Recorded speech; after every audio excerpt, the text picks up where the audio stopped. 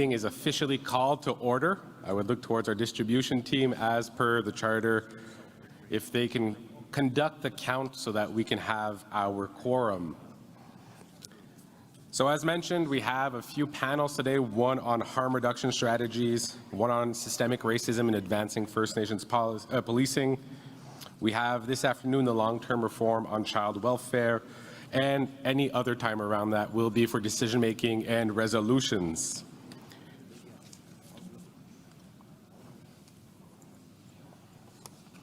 To start us off this morning on our plenary harm reduction strategies on substance abuse, we have different people from a national, regional, and hyperlocal level to here to talk to us about AFN mandates and current policy. We have people talking about their local land-based recovery and wellness centers, as well as urban and on-reserve approaches to the opioid crisis. We also have a special guest today with us, who is our closing speaker to highlight their 800-kilometer walk as part of the Healing Overcomes Past Experiences, their Hope Walk, where they walk to highlight the gaps in addictions and mental health services for First Nations in remote northern communities. To give you an idea of our speakers, we will be having an introduction from Regional Chief Andrea Paul, who is the health portfolio holder. We will then be going to Councillor Alan Lewis. So Alan's a proud member of the Okanagan Indian Band. During his 8 terms as a band councillor, he is focused on ideas and initiatives that benefit the membership. He currently sits on the Interior Health Authority Board of Directors and works with local, provincial, and federal governments to help innovative ways of delivering health services. He also served 2 terms as the co-chair of the Aboriginal Education Committee for School District 22. Alan and his wife have a blended family of 4 children and 5 grandchildren, and he lives on the Okanagan Indian Band Reserve near Armstrong, BC. He's also the BC representative on the Chiefs Committee on Health. We'll also have with us Chief Mark Arant, who's with Saskatoon Tribal Council. Tribal Chief Mark Arant is a member of the Muskeg Lake Cree Nation and has called Saskatoon home for over 20 years. After serving as the STC's Vice Chief for 2 years, he was elected as Tribal Chief on October 19th in 2017, and again re-elected in 2020. Raised by his grandparents in Muskeg Lake, they taught him to treat all people to justly and to do what is right. His dedication towards reversing the intergenerational trauma brought on by residential schools and towards reconciliation are paramount in his work.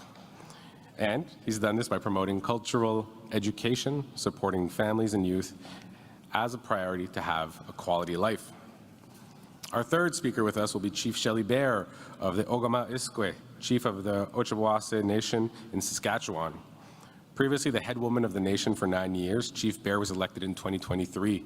Since then, she's worked tirelessly within her community to develop a strong nation through mental health support, economic development, and infrastructure, with her most recent announcement being a recovery and wellness center within the nation that she will be speaking to us on.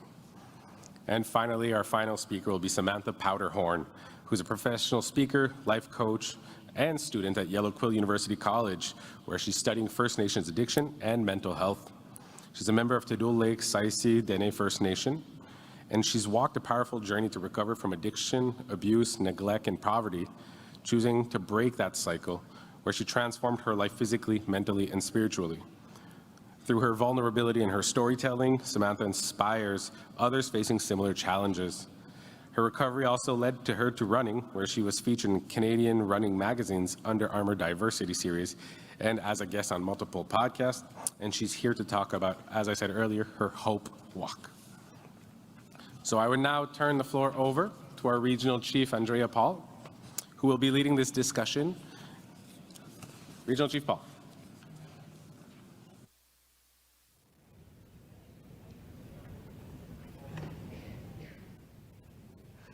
Thank you, Cedric. Good morning. Nindalawisi Andrea Paul, Wadabexi, Pictou Landin First Nation. My name is Andrea Paul, and I come from Pictou Landin First Nation of the Mi'kmaq Territory. I just wanted to give thanks to the Treaty 1 Territory for welcoming us here to host our national gathering. And also many thanks to all my colleagues for the opportunity to speak today. So, I'm so short. Firstly, I would like to acknowledge all those who have been impacted by the toxic drug crisis. I think we could all raise our hands and say that we know of someone that has been impacted by the drug crisis. To those who are working on the front lines of these crises, your work heals and fosters hope. Your voices are the catalyst for change and a driving force and foundation upon which we build healthy futures for all our First Nations. I recognize that this can be a difficult conversation, and I want to acknowledge our knowledge keepers in the room who are here to assist us.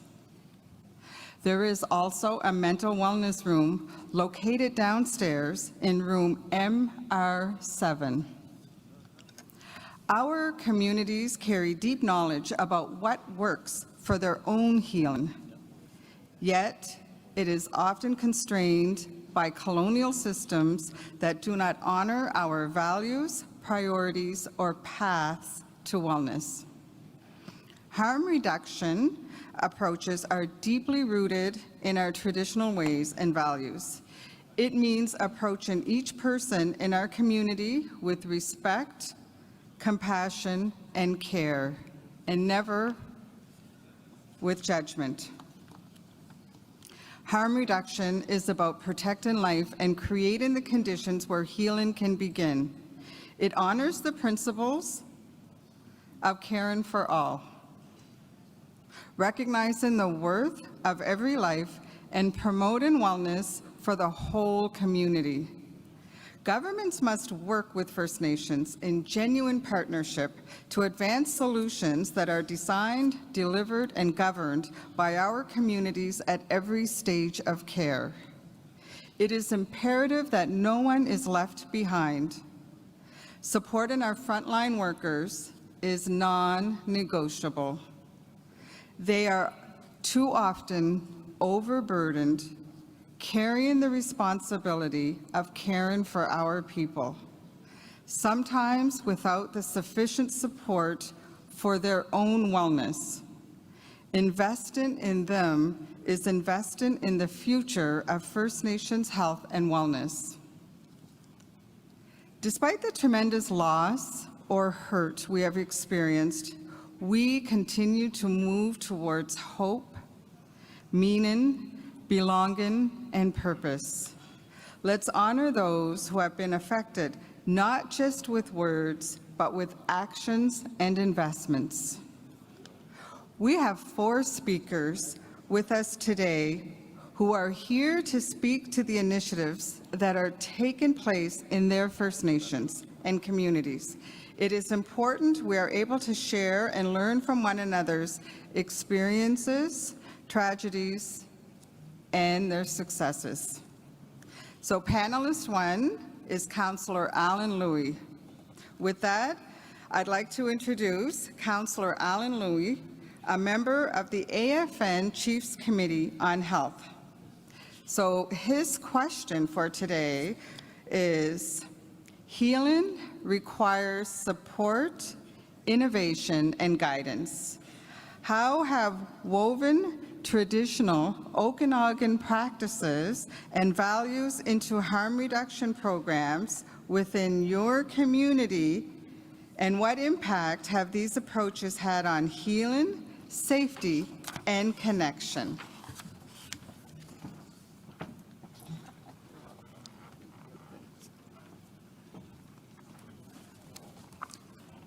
Good morning, everyone. White Huskall, name's, like I said, Alan Lewis, member of the Okanagan Indian Band and a member of council for way too many years. I think I got elected back in the 90s somewhere. So anyways, today I wanted to talk a little bit about community healing, but just before I get to that part, I just wanted to give you a little bit of insight of what's happening in British Columbia. Last year, 3,400 First Nations experienced a toxic drug poisoning. Of those 3,400 First Nations, 427 of them died.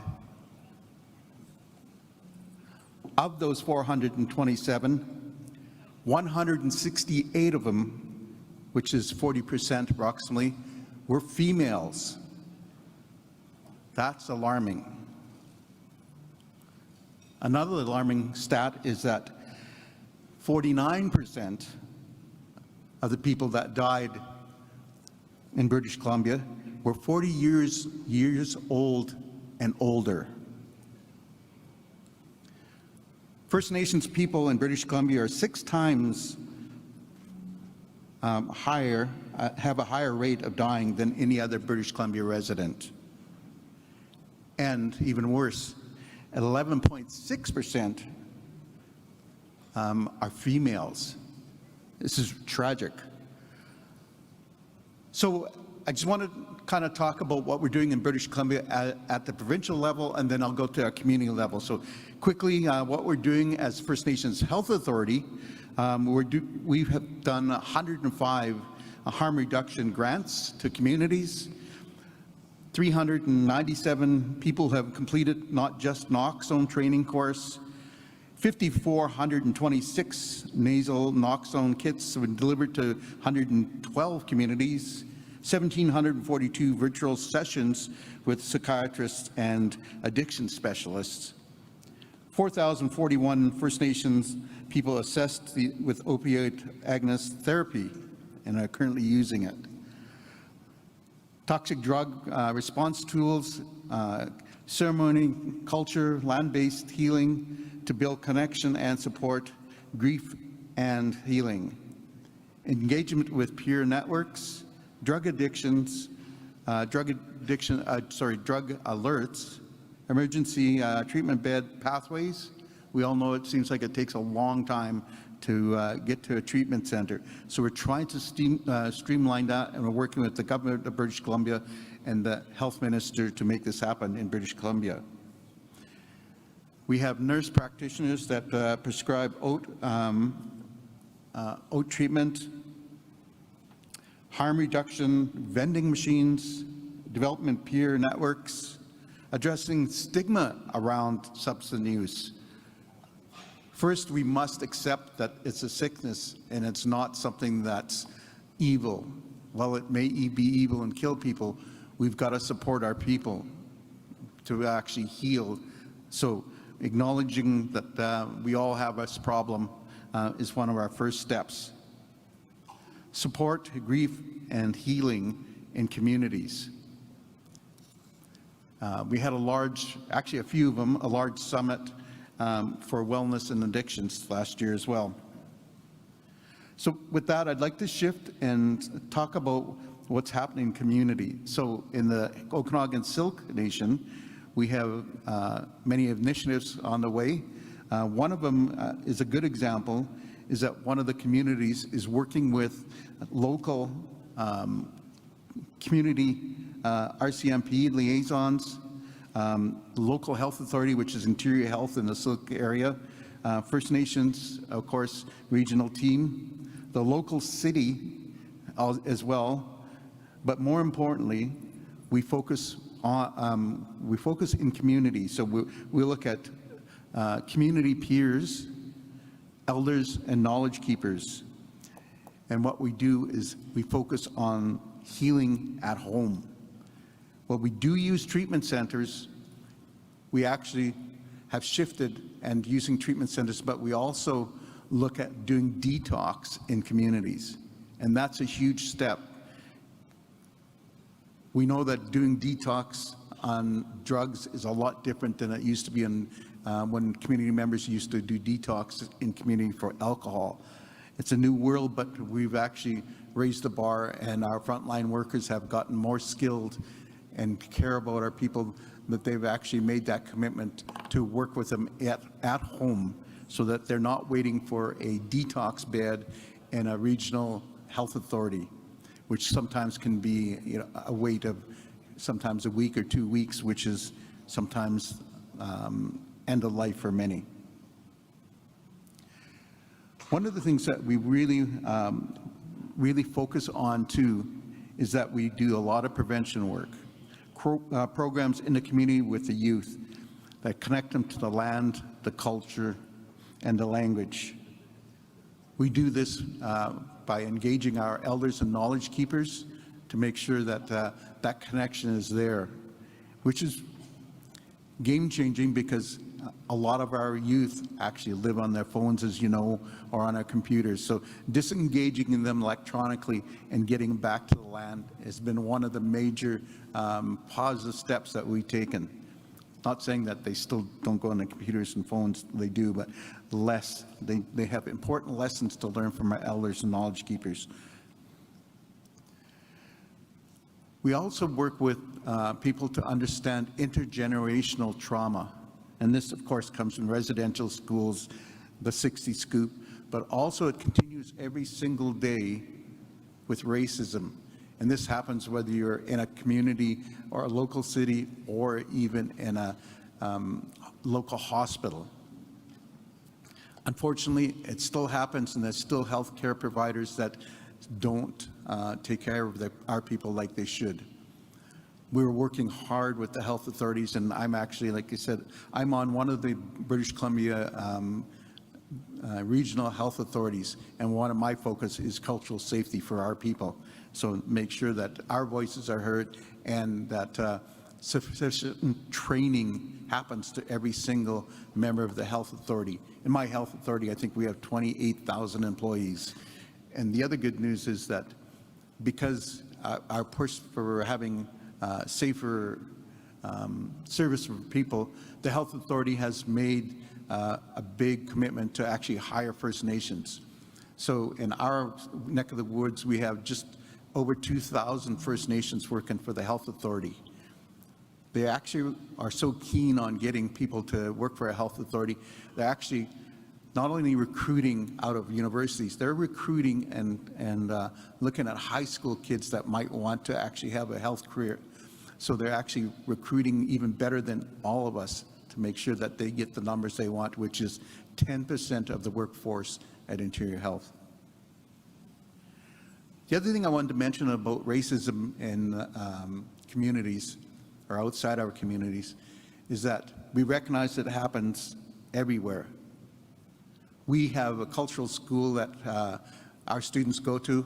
It's almost all First Nations and almost all Silk people, but we're integrated, so we do have a few non-First Nations going to our school. One of the things that our students have to deal with when they leave a safe place like our school, our cultural school, is they transition into high schools or post-secondary schools. They face the real reality of dealing with racism. Our school has actually worked to give our students tools to deal with racism, so when they leave the safe confines of our cultural school, they have extra tools to deal with people that make racist comments or do other things that are even more harmful. One of the things that I think every community and treatment center that I've talked to says the biggest problem isn't the people in treatment, it's actually the people when they leave treatment. You can give a person all the tools they need to be successful when they leave the treatment center or they leave that healing place on the land and they go back to their homes. Well, we know a lot of our homes are overcrowded and have a lot of people living in them. And unfortunately, lots of times they're not a safe home. In British Columbia, when we talk about social determinants of health, there's a whole gamut of things that makes a healthy person.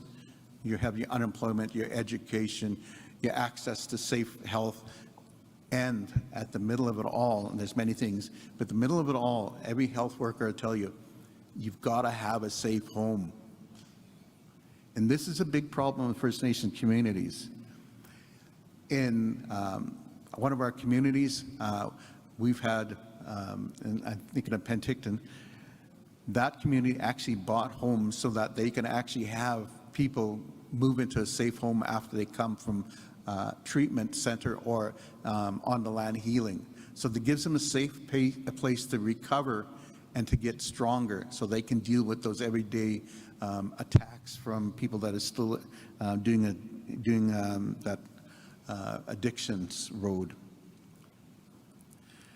One of the things that I think we look outwards a little bit in the Okanagan, and Interior Health has actually worked with BC Housing, and they have a large apartment buildings that they actually have for people going through addictions and living on the streets.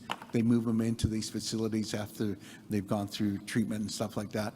And they just don't leave them in these buildings to actually live and try to figure it out. They actually do wraparound services with these people so that the success rate is a lot higher. And this also happens in the city of Victoria, where the mayor took, I think, the 100 most vulnerable people off the streets and ran them through programs. And one of the programs that worked the best was actually on-the-land healing.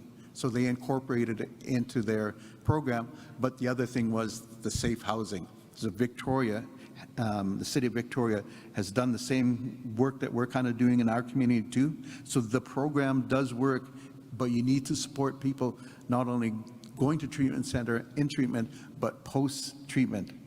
So I wanted to actually, I can't say enough about how important it is, and how we get there is going to take some work with the housing and capital people. The last thing I want to say, not the last thing, but one of the things I want to say is that, before I get to the last thing, is the issue communities are having with drug houses. And we all have them in our community, or maybe we all don't, but majority of us have them in our communities where people are actually selling drugs out of their homes. It used to be at one time, if you wanted to get access to hard drugs, you left our communities and you went into the local city and got what you needed to get to help you deal with the trauma that you're going through. Now we have these homes right in our communities. So our community is going through the whole process of looking at how we can move people from drug houses, whether they're a member from OKIB or they're a member, a non-member, and have them removed. We know other communities have done it, and it's not easy because you're asking families to remove, you know, your brothers, your fathers, your sons, uncles, daughters, aunts. It is a hard thing to do, but you know what? At some point, we've got to actually realize the safety of the community is more important than the individual. Last thing I'd like to say, I want to say and acknowledge thank you to all the frontline workers that get up and do that hard job every single day. They go unrecognized. We look at the number of people that die and think about, you know, we're failing and stuff like that. Well, we are failing in some sorts, but there are people with limited amount of resources that get up and save lives every single day in our community. And I want to acknowledge them, and I hope everybody else will say thank you to the people in your community that are doing this hard work. And I know they save lives, and I appreciate them. White Lim Lim.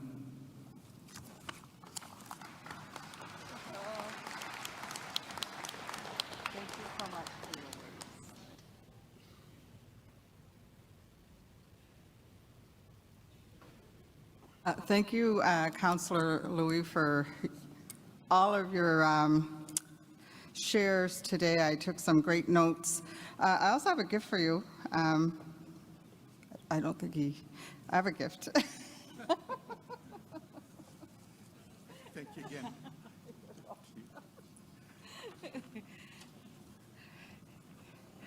You got busy there, and I was still talking.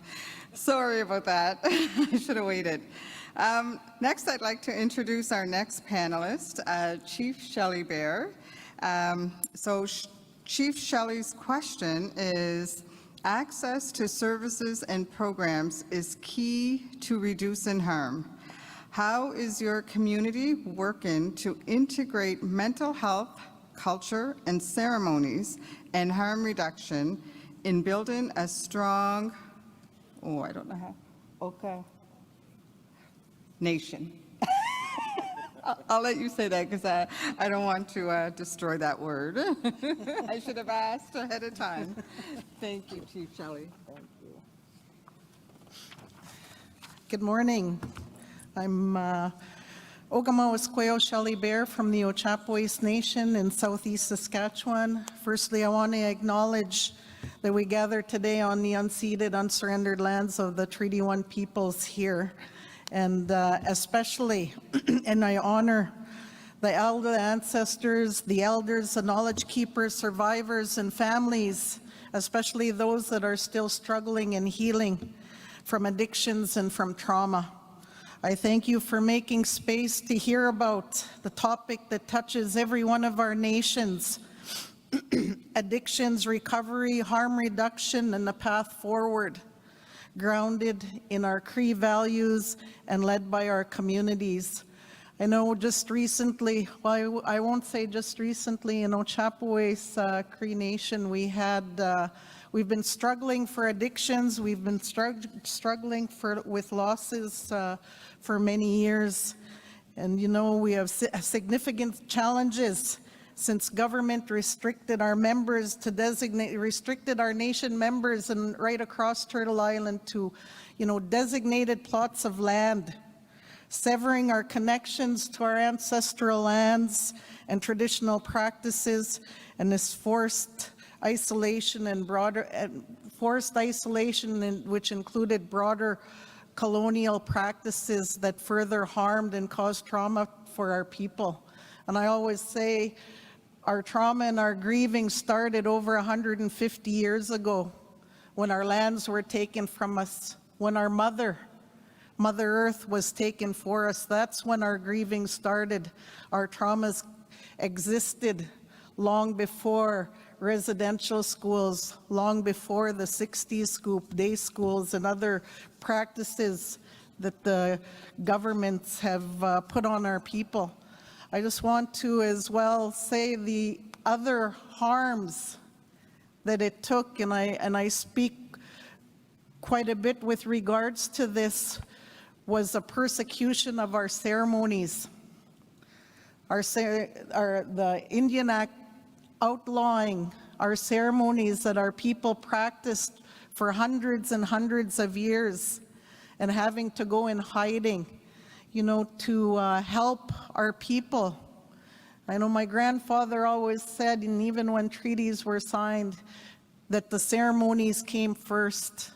That's what came. That's where we got our answers from the ancestors, from our grandmothers who come to us in ceremony and guide us and provide us the wisdom to carry on, and those practices were outlawed in order to help our people that were going through trauma, that were going through addictions. It's not just about addiction. It's about pain, it's about loss, and it's about systems that disconnected us from who we really are. And I think going back to our ceremonies, going back to our way of life we are as First Nations people is one of the first steps that we need to take. I know we went through, as I said, in Ochapowace, we're called a state of emergency. And I know it's not only in Ochapowace that these state of emergencies have been called, it's been right across Canada and our First Nations right across, for suicides, for overdoses, you know, losing our people, our young warriors, young ones that we as parents and grandparents, we want to see grow to have gray hairs, and we're losing them without even growing one, I say. But those are the things that challenges that we're going through as Ochapowace, and it was going into those places to get that strength through those ceremonies, to find those answers, and to get that help, and for the Creator to take pity on our people. You know, where it wasn't our fault. And I said, and I had meetings with Minister Scott Moe, you know, and told them the challenges, but it's not only challenges in First Nations communities now anymore, it's challenges in the cities, in the towns, in the rural areas. It's right across our provinces. And he understood he finally understood those words, and he was, gifted us with a treatment center after many years of fighting by our previous leaders to get a treatment center up to 20 beds. One of the challenges and I know he had mentioned, because we have, if people aren't sure where we're located, we're actually in southeastern Saskatchewan, probably just 4 hours from here, close to in the Qu'Appelle Valley. And we do have urban lands by Regina. And he had talked about, that's where you can put your treatment center, is in these urban lands by Regina. And it was like, that's not where our people heal. That's not our position moving forward if we are having a treatment center. Our people heal off the land, going back to Mother Earth and learning those ways of life, learning the lives, learning how Mother Earth lives is how we should live. And that's where our people are going to heal, is back home off the lands. And I guarantee you, Mr. Mo, that your people will heal as well. Those are where we need to go back. So we are working towards that treatment center. One of the challenges that we have is infrastructure. So I've reached out to federal government.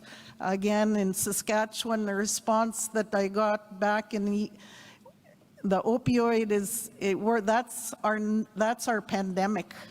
COVID was a pandemic, losing people. The opioid crisis across Canada, I believe that's a pandemic.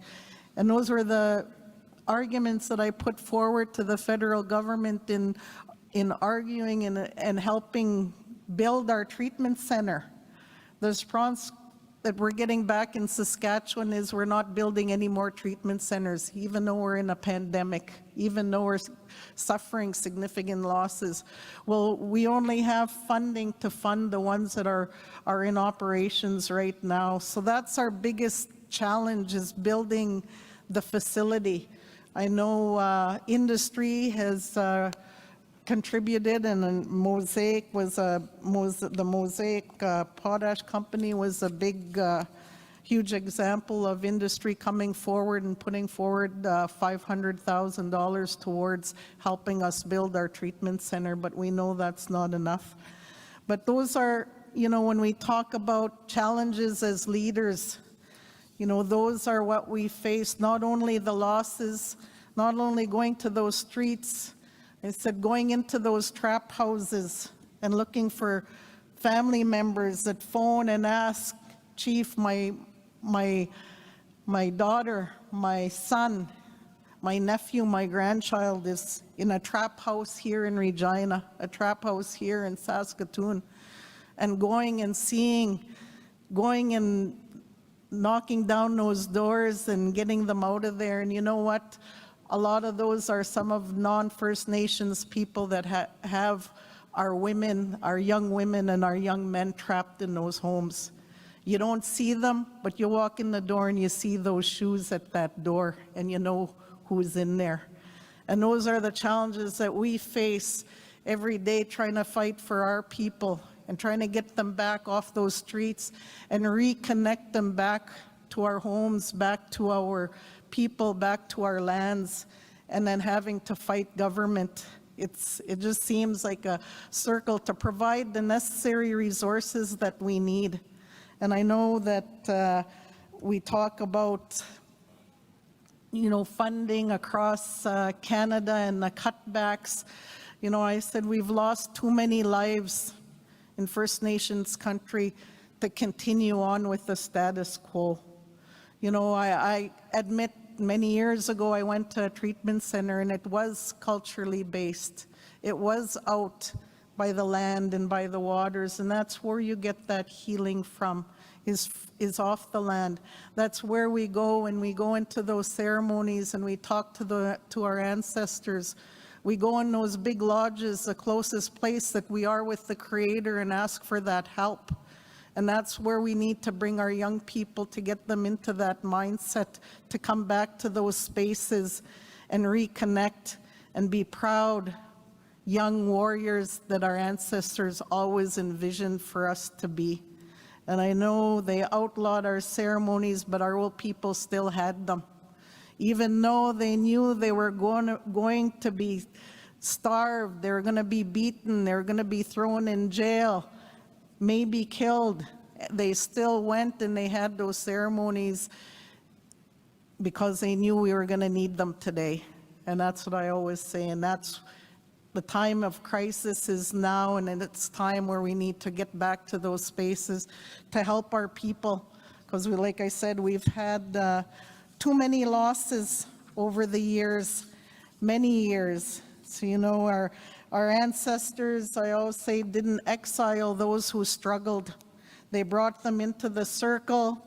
They practiced community-based healing, and that's true harm reduction strategy. So with that, I thank you for listening to me. I thank you for your time, and I thank you for each and every one of you, leaders, leadership, chiefs, council people that struggle with the losses in your community. My heart goes out to you, and you know, I know originally the question actually talked about, and I'm work a lot in economic development as well with my nation and partnerships.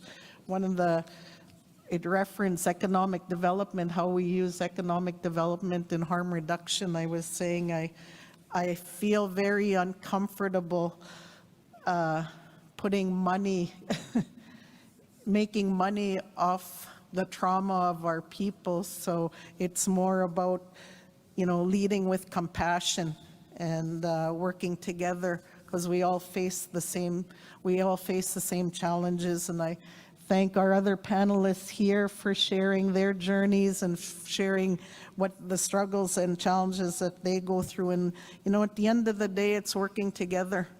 Yesterday, I wasn't able to be here because I attended a funeral of a young man that again lost to addictions on our First Nation, and I took time off and was on Zoom listening, came in by Zoom for the meetings yesterday, and you know, we got to try get along. At the end of the day, you know what, we all face challenges. We all need to try and get along and fight the fight for our people that are on those streets, to fight the fight for our elders who are in those homes that want to come home, to fight that good fight for our children that are in care, that want to come home, that have never touched our lands. Let's get along, because we'll continue to have trauma in our communities, we'll continue to have trauma in our cities if we don't work collectively together right across Turtle Island. So with that, I say thank you. Hi, hi. Thank you so much.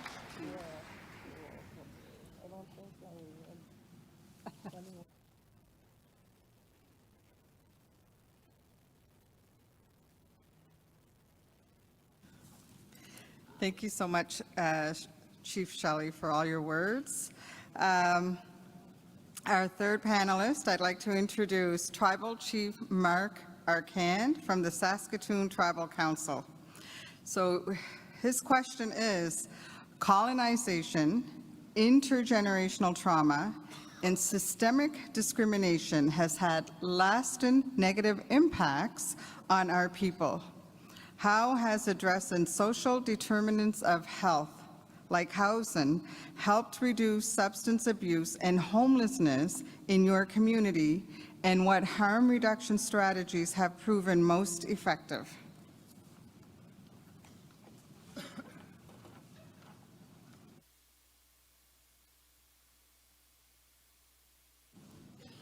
Nobody wanted to clap for me? Wow, what a tough crowd. Everybody's serious today. Good morning. Tansei, Nanaskmen Kakio, Pitaxinia Kotara, Treaty 1 territory. I'm from Treaty 6 territory, Musqueam Cree Nation. I have the honor of serving the Saskatoon Tribal Council and working for 7 First Nations. I'm not going to talk too much about what the other panelists spoke about, but what I'm going to do is I'm going to speak truth. honesty, integrity, and some of our sacred teachings about how we're dealing with this opioid crisis. One of our specialties that we never used to do in Saskatoon was homelessness until it came out of the pandemic. We've seen the increase of drug use, homelessness, abuse, all of the negativities that we can imagine from the areas of residential schools. When we talk about racism, these are true facts that happen to this day to me in Saskatoon. We run the largest homeless shelter in the province of Saskatchewan, 106 beds, led by a First Nations organization for everyone. The majority of our people, which we call relatives because we're all related, doesn't matter where you're from, you're all relatives, is about 85% of First Nations people. That's not Métis, that's not Inuit, that's First Nations people from across Turtle Island. We've had relatives right from USA being inside of our shelter, in our city, living on our streets. In 2022, we had 500 homeless people. 2024, it's gone up to 1,500, and it's growing rapidly. We see families inside of our shelter, 8 to 10 families a week. We cannot keep up with the work of getting them housed because we lack housing in the city of Saskatoon. We know the crisis of cost of food, rent, and everything for our people because our people live on fixed incomes. These are challenges that, I'm glad we're speaking here today about this because we need this table, our regional chiefs, our national chief, and all of our chiefs in this room, and our councillors in the back, and everybody that's here, to lobby government for these more investments to actually change the system. The system is what's hurting our people. When we talk about success, harm reduction is one of the hardest things that we're dealing with in the city of Saskatoon. In the province of Saskatchewan, they've taken away the harm reduction, needle exchange. We ran a needle exchange program, we still do.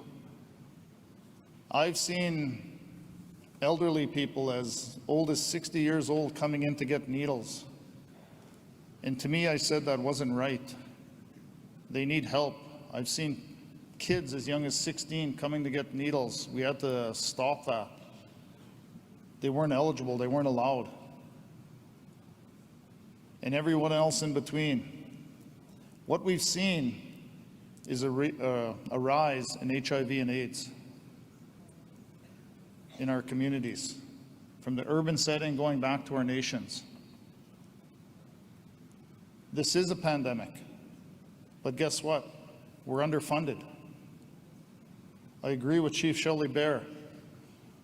This is not about making money off homeless people or trauma or all the negative impacts. This is about saving lives.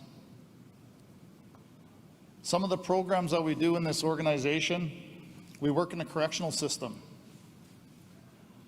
We help men so they don't graduate to the federal penitentiary in Prince Albert.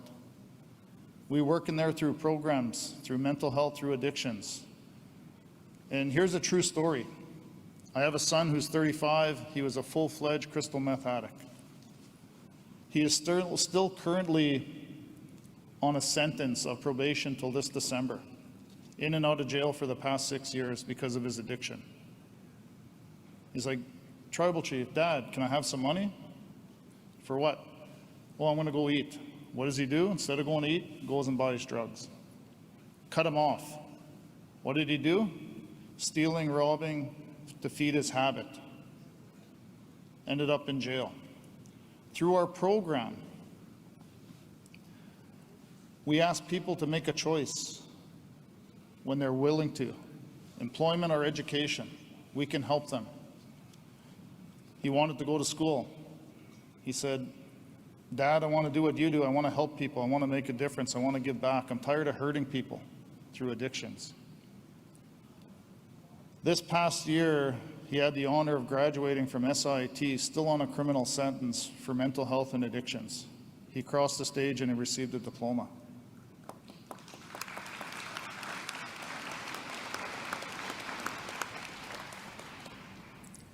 This Tuesday in September, he started post-secondary at the First Nations University of Canada for social work. Still on a sentence. He doesn't ask for fame or for glory. Well, what he does say is we can help people that want to change their lives because people need hope. They need opportunities. And when he was looking for a job, a lot of non-Indigenous organizations wouldn't hire him because of his criminal record. Well, guess what? A First Nations organization, the Saskatoon Tribal Council, we took a chance on people. He worked for us. He was a summer student. He worked in our homeless shelter as a peacekeeper. Nobody else is giving our people a chance to succeed in life except for our own organizations, our own communities. When we talk about Saskatoon, from our homeless shelter to actually housing families in a wraparound services like my friend from BC talked about, Councillor. We have a 55-unit facility where families have to go through programming in order to live there. It's not intense. Could be AA meetings, could be NA. We're meeting them halfway. If somebody relapses, we don't kick them out. We work with them. What's their triggers? What's their opportunities? These are all the things that have success for people. And in that area, we had a young lady 3 years ago on the street, had nothing. Through our programs and services, she walked across the stage and received her grade 12. She lost her kids in care when she was in that state of mind. She got her kids back.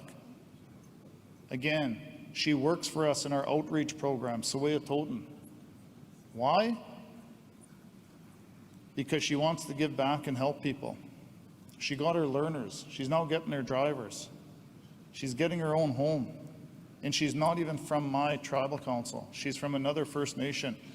But our values from our board of directors, our chiefs, is we help all people. And right now, guess what? She's employed with Saskatoon Tribal Council. She's our best employee because she knows everyone on the street. Everyone on the street. They say, I want to be the next Mona. And this is how we change the system, by investing in people.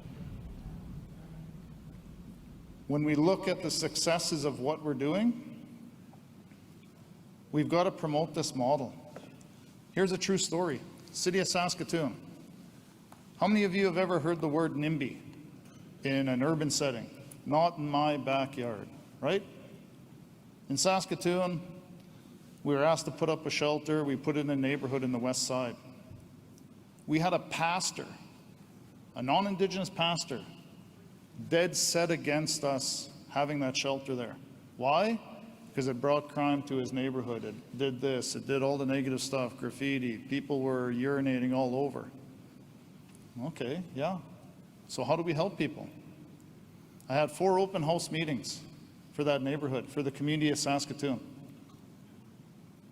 That pastor ran for city council because he wanted to move us. Guess what? We're still there. We're full every day, 106 people. He's dead set against the First Nations organization helping our own people because it's in his backyard. That's the racism we face every day. And guess what? He got elected to be a city councillor. As his role as a city councillor this past year, in Saskatchewan, they had this big event called SUMA for all the urban mayors and councillors to meet with the Prime Minister, or to meet with the Premier and all the ministers. He stood up in a forum like this and said, he asked the Premier, can we have the operator move from this? This was your promise.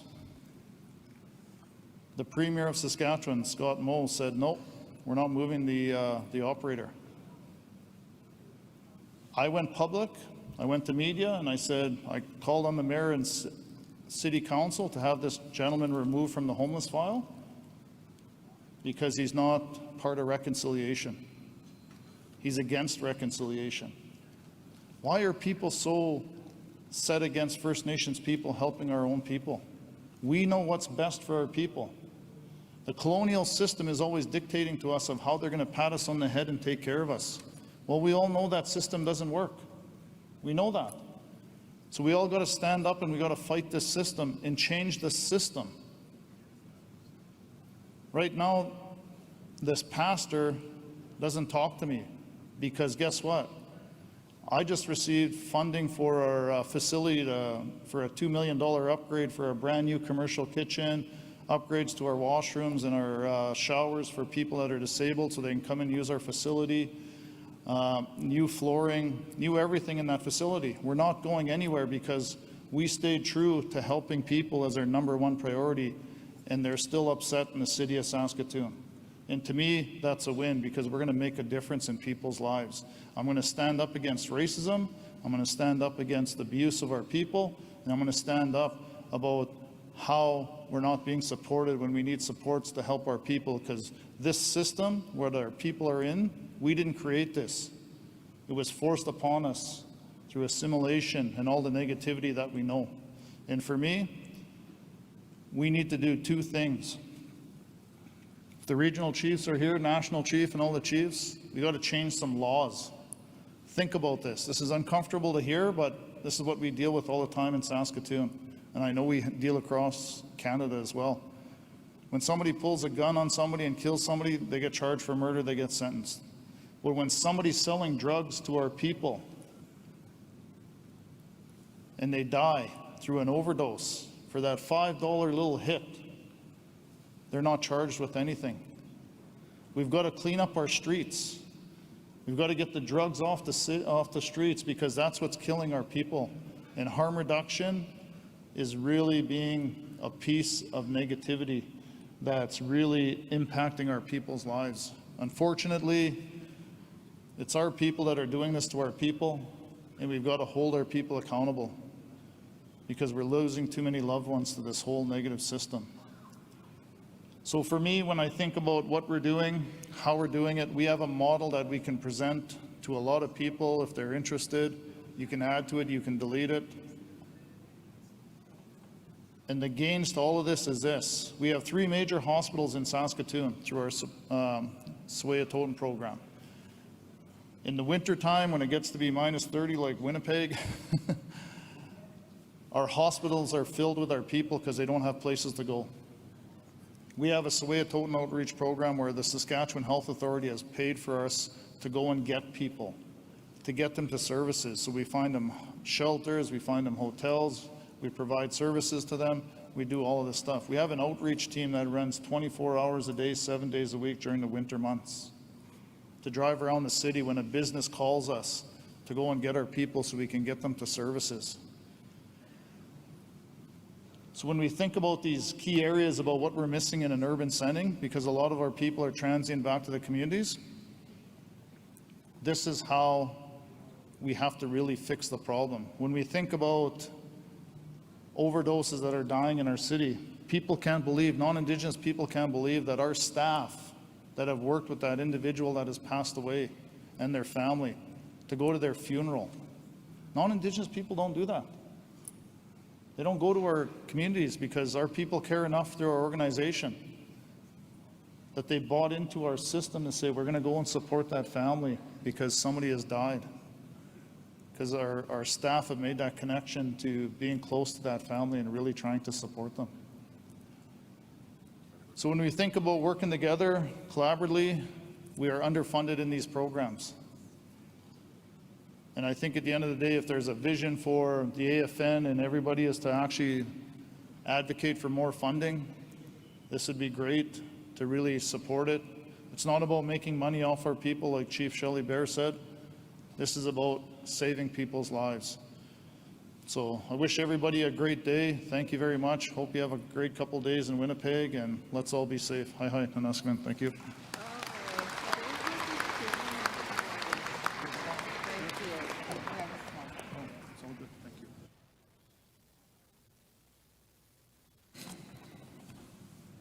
Thank you, Chief, for sharing your personal stories also. The next panelist, our final panelist, is Samantha Powderhorn.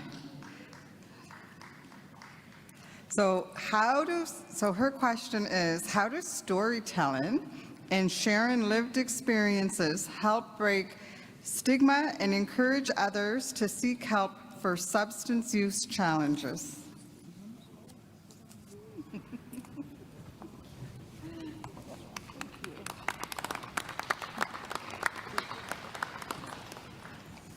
Witsia, good morning.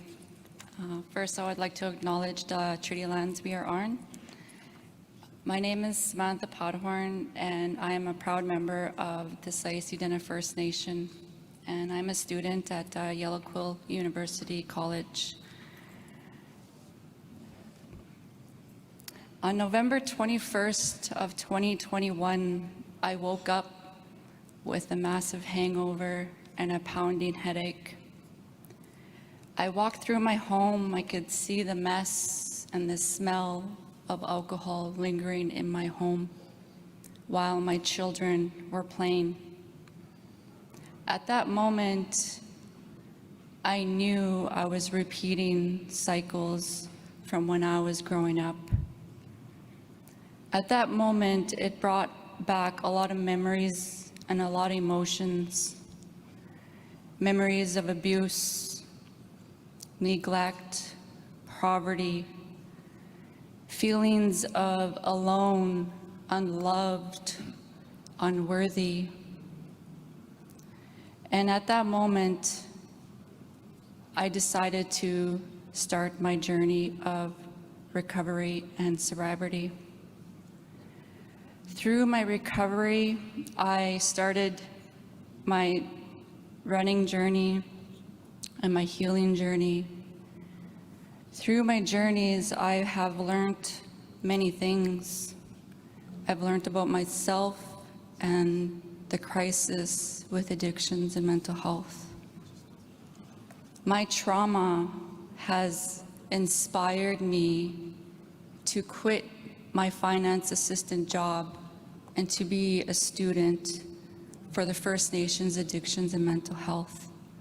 And I just finished my first year and had my first day back of my second year yesterday.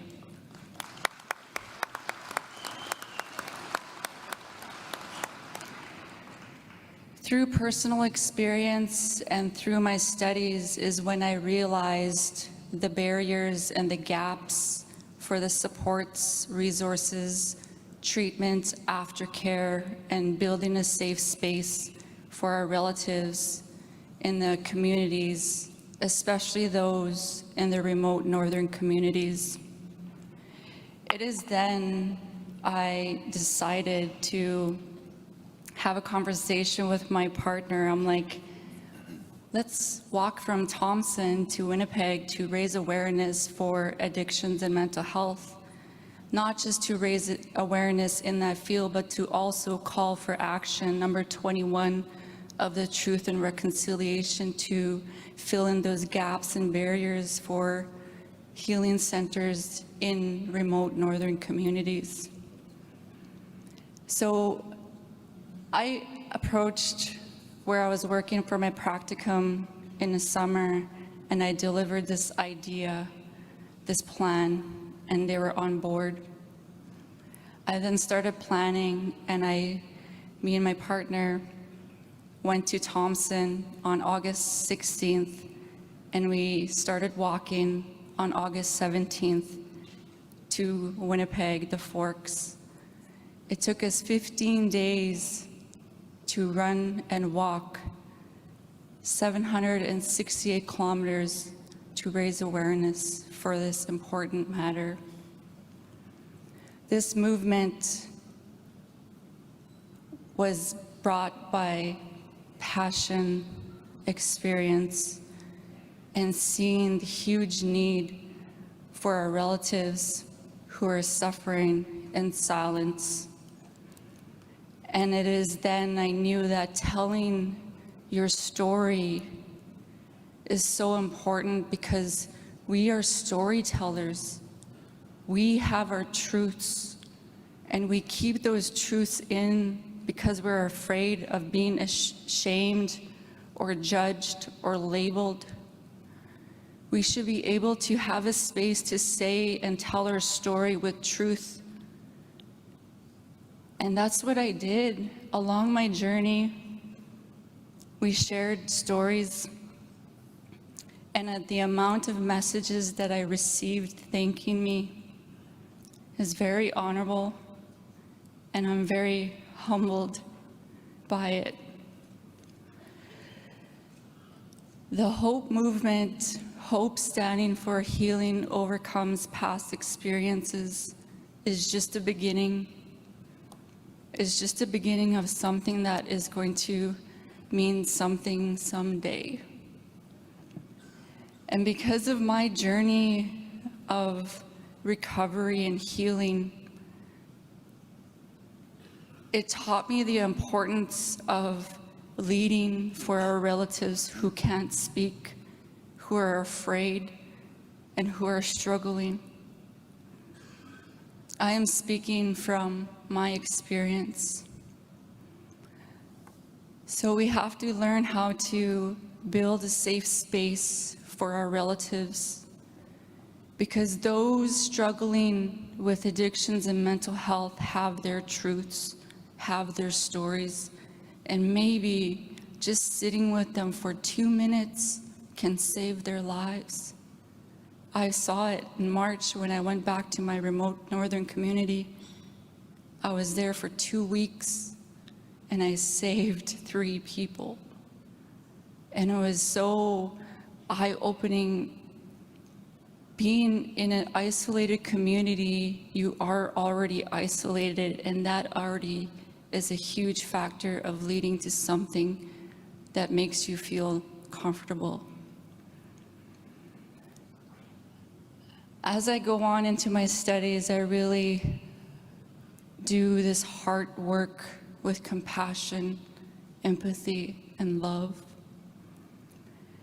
And I noticed also is that we have to, as Indigenous folks, start helping our Indigenous relatives across the nation. We are losing them a lot.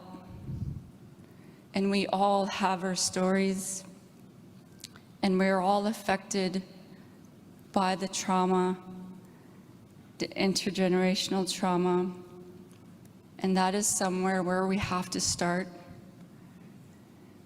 And building a healthy space, more trauma-informed approaches, more harm reduction approaches is a way to go from my experience and my perspective. So I don't think I have any more things to say, but I'm really happy and I'm very thankful for KTC Chief Walter for supporting and encouraging this important movement. Walter and George have been the eye of the movement. My partner, Luther, who has walked with me along the way, the staff, all the support and love on the social media. Thank you for having me to tell my story, and thank you for listening to me. Masicho.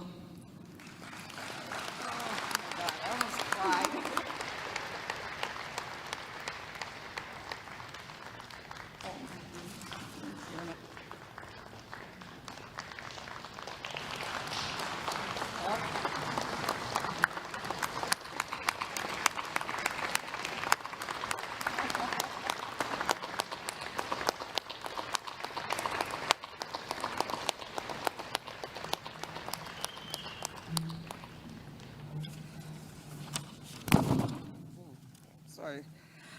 Wow, whew, that was so beautiful. I was just telling her, I said, I took everything for me to keep my tears and listening to her journey, because it really has us reflecting back on our journeys and, you know, the things that we've overcome growing up. So thank you for your strength and your truth, and I admire you so much. So I wanted to say thank you to our speakers today. I did just want to highlight a couple of things. You know, we heard about the social determinants of health and the need for safe housing. We really need to advocate for safe housing for our people, not just in our communities, for also in our urban centers. So I just wanted to flag that. I also wanted to talk about ceremonies and how ceremonies come first. And, you know, when Chief Shelley talked about connecting with the lands and paying attention to how Mother Earth looks after herself, and it's so true. When we watch how Mother Earth even recovers from maybe environmental devastation and we let her heal, we see that. And so that is so natural, and how we need to go back to the lands and use the lands for our healing journeys. So I just wanted to say thank you for sharing that.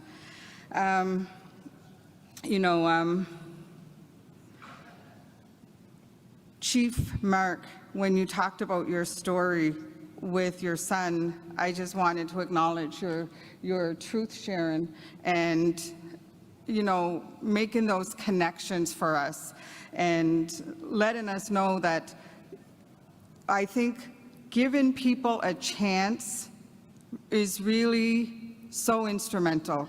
And I see that when people give addicts, someone that's been in trouble with the law, a chance to do something, because really at the end of the day, they really want to help others. And I see that happen in my community. So thank you. We need to invest in our people. And I never knew what NIMBY meant. I've seen it. So when you said it, I was like, oh, not in my backyard. Okay, so thank you for that.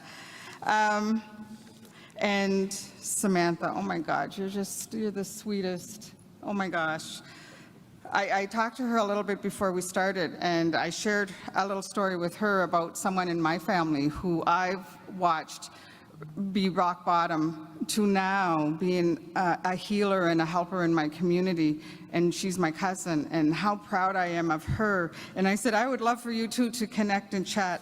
And I did have closing remarks, but I'm not going to say those. I just wanted to recap on that because they were such wonderful, powerful messages today, and I wanted to give thanks to you all for sharing your journeys and sharing your insight with all of us. Will all y'all.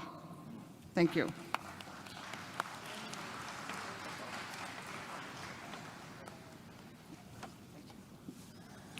So again, thank you to all our speakers. And just as a quick reminder, we do know that these subjects are somewhat heavy, and I think we've all been touched personally by them. So there are a few different things that are there to support you. So obviously we have the Hope for Wellness line. You'll see the number pass a few times during the day. We also do have a wellness room, just a quiet space you can go and just be with yourself in MR7. So that's on the first floor, almost directly under us. And as well, I just want to recognize and hold up the knowledge keepers that have been here with us, who are available to talk to, but also who have been smudging the room and keeping this energy good with us. So I will now move on for our next point to our co-chair, Véronique.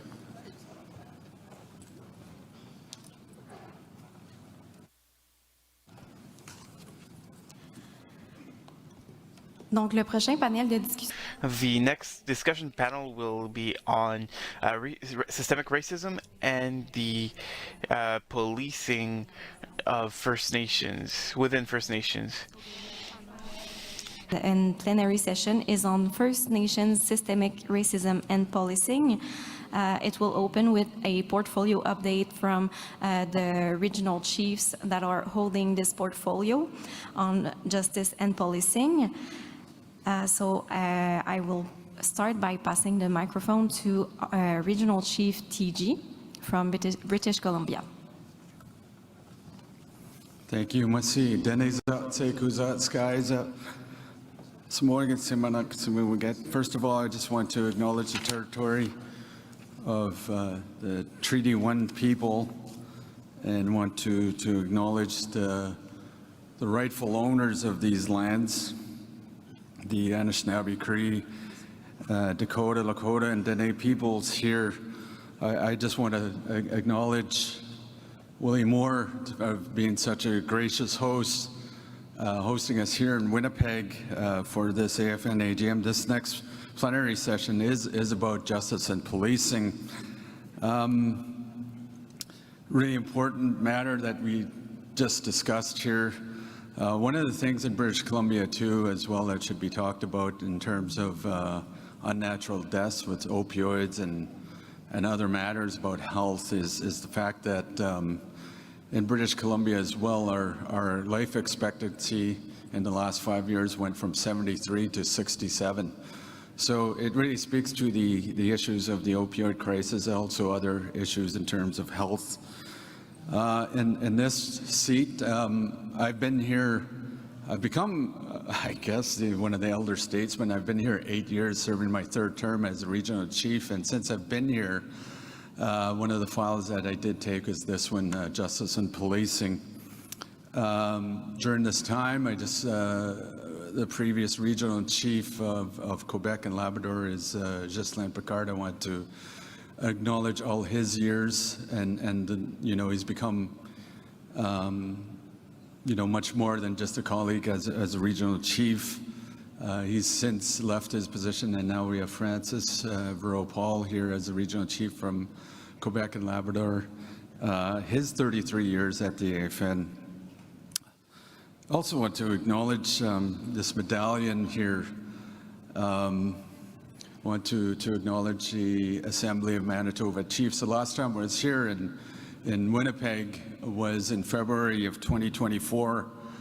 I had the opportunity to meet with the Assembly of Manitoba Chiefs and the late Chief Kathy Merrick, who gifted this to me. I came to talk about the issue of governance treaties, but also the issues of competing rights, in particular with the Métis here, because that's some of the issues that we're dealing with in British Columbia. There is no Métis lands in British Columbia, and this is one of the issues that we're trying to deal with. And the other matter at that time, in February of 2024, was the searching for missing and murdered Indigenous women and girls, and the search, as you well know, of the landfill for our loved ones, and certainly there was a great outcome, as you heard, and the finding and the push from the likes of Chief Merrick and yesterday, as you well heard, from Premier Wapkanu to search those sites, to search for our loved ones. In this matter, in this panel, we're going to discuss justice in terms of where we're at the AFN, but also talk about the issue of policing. At our last assembly in December, I stood alongside National Chief and the mothers of Chantel Moore. Chantel is an Indigenous woman who died at the hands of police, New Brunswick police. She's from Talokia out of British Columbia, but lived in New Brunswick. John Wells, who died in Calgary. Last year, just to note, was one of the worst years we've seen for death in custody, especially in the last half of 2024. We saw approximately 9 of our First Nations people die in the hands of police, of some sort of police force. All told, I believe there was approximately 18 last year. And we held a press conference highlighting the many recent deaths in terms of First Nations people at the hands of federal, provincial, and territorial police officers, and calling for a national inquiry into systemic racism in policing. Certainly, as I stated, there was many deaths last year and years before, including myself, you know, my relative Everett Patrick at the hands of the RCMP in Prince George, Dale Culver, Wet'suwet'en, Gitsanman in Prince George as well, in Campbell River, Jared Lowndes. Some of these were investigated by the British Columbia IIO, and were recommended for charges, but the Crown prosecution in British Columbia didn't deem it fit to go ahead, and most of those charges were laid against some of these police officers in British Columbia were dropped. And that certainly isn't justice for the likes of my extended family or any of those families out there across this country. So certainly, we know this isn't an isolated issue, but a pattern of experience by First Nations people across this country. Every day, the interactions with policing and justice services. Throughout the spring federal election, we continue to call on Canada to take urgent action, and we will continue to urge Prime Minister Carney, Minister of Public Safety, and the Attorney General. So public safety is former Cernak Minister Gary Anna Desangri, and the Attorney General is used to be Minister of Housing is Scott Fraser. Support for First Nations-led national inquiry into systemic racism in policing. It is essential that Canada recognize the urgency of this issue, and we must stop the continued systemic racism embedded in the justice system that only harms our people.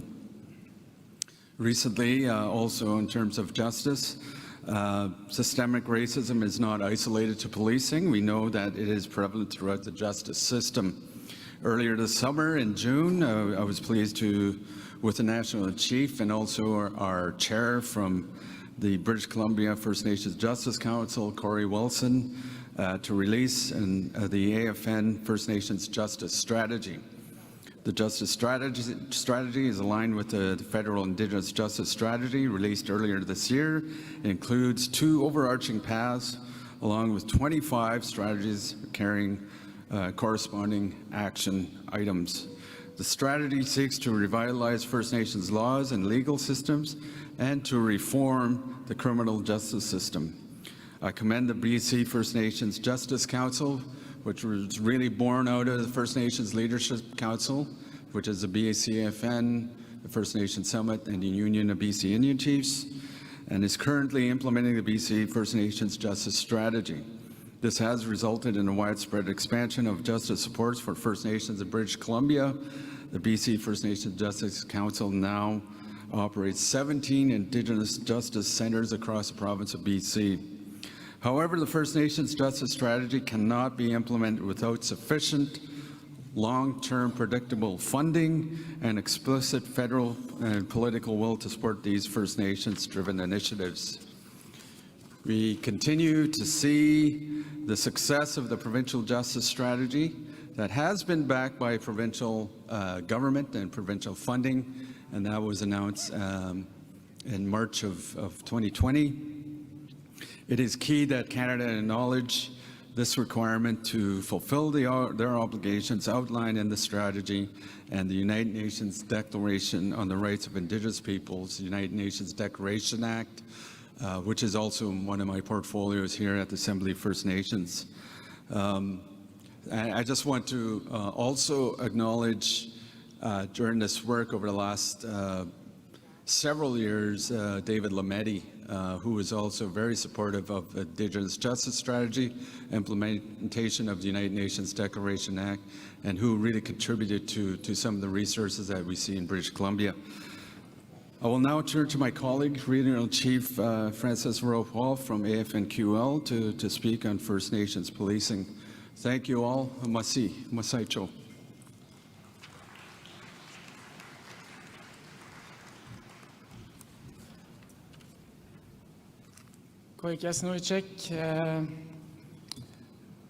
Thanks for welcoming me. First time addressing this assembly. Like Regional Chief TG mentioned, I'm the new Regional Chief of Quebec Labrador, and it's a real honor and a very humbling experience to stand here today. I want to start by recognizing that we are gathered here today on Treaty 1 territory, the original territories of the Anishinaabe, Cree, Anishinaabe, Dakota, Lakota, Dene people. I really want to thank them for welcoming us. I'm Pequagimil Nu. I'm from the Innu Nation, and also want to thank National Chief for giving me the opportunity to be one of the chief portfolio on these very important files for our nations. And I also want to thank Regional Chief TG for welcoming me on those files, and I'm real honored to be standing beside him and to advocate for these very important topics. Before I start, I was listening to Premier Kinu yesterday, and he mentioned something that really, I felt the same way. I've been participating to this assembly for now a few years, and I've had the honor to work beside former Regional Chief Ghislain Picard, and just want to say that it's a real honor to join my voice to all of you, and I really want to recognize the work for all previous leaders and for the leaders that are still doing that work and the leaders that will come after us. And I just hope that I'll be able to bring new ideas and new solution, innovative solution. And like I said, I take this mandate very seriously. And thank you again, and thanks to the chief of my region for giving me for giving me this opportunity to be here as the regional chief. And Wab was saying, Premier Kinu was saying yesterday that he came here when he was young, same for me, and I was hoping that maybe one day it could be me, and again, today is the day, so I'm just here to support all of your work, and I'm extremely honored, and I've always been, I think it's really important to recognize all the works of our previous leader, and I just want to take 1 minute for acknowledging the work of Ghislain Picard at the AFN level, 33 years as regional chief, and he's been my mentor. He still is, and I just want to thank him for all of his work that he did throughout this year. So I'll do it in French. Je veux juste reconnaître. I just want to recognize before starting the exceptional work done by the AFN QL, Ghislain Picard did here at the AFN, at the Assembly of First Nations, and to lead all these important portfolios and to find this strength and this energy to mobilize all First Nations on these very important subjects. I want to recognize fully his work, and I want to thank him for supporting me through my time here. On the First Nation police reform, while Canada police reform must address the racism in their own house, we also need to support our own First Nation police forces and ensure they have the resources and tools to ensure our community are safe. The First Nation court cases, which we will learn about during this session, make clear that First Nation police services are consistently and systematically underfunded and undersupported. We need legislation that recognizes First Nation policing as an essential service, providing those basic legal protection enjoyed by non-First Nation police services. And the first day when I got elected, I've been talking about this, about legislative reconciliation. I think this is the time where governments need to really implement legislative reconciliation. Back home, instead of pretty much systematically going to courts whenever we do assert our rights, governments should work with us on that legislative level. And when governments, this is my personal definition, but whenever government says nation to nation, I think this goes through legislative reconciliation, because this is the way that it does recognize the sovereignty of our nations and our inherent rights. So I just I'll keep working on that. I think with the chief of our nation, of our region, this is something that we're really trying to implement with both governments. And critically, this legislation must ensure the delivery of policing services that are adequate, effective, and culturally responsive to the needs of First Nations. We also need to address the chronic underfunding of First Nation policing. While emergency services designation will help provide basic protection, we know existing funding models under Canada First Nation Policing Program continue to fall well short of true needs, and its reform is long overdue. As it stands, FNPP is administered through tripartite agreements that give little, if any, room to First Nation to specify their needs. In a specific case, recent court decisions have found that renegotiation of the funding agreements were in violation of the principle of good faith and a failure to uphold the honor of the Crown. Funding for First Nation policing needs to start with the basic question: what does your community need to ensure a safe and a secure community for your people? I will continue advocating for a legislative framework and funding models that are culturally responsive, adequately funded, community-led, and based on First Nation-owned priorities and requirements, not narrow federal policy. Thank you all for this first opportunity, and I will now turn to Véronique for the panel. Thank you, everyone. Miigwech.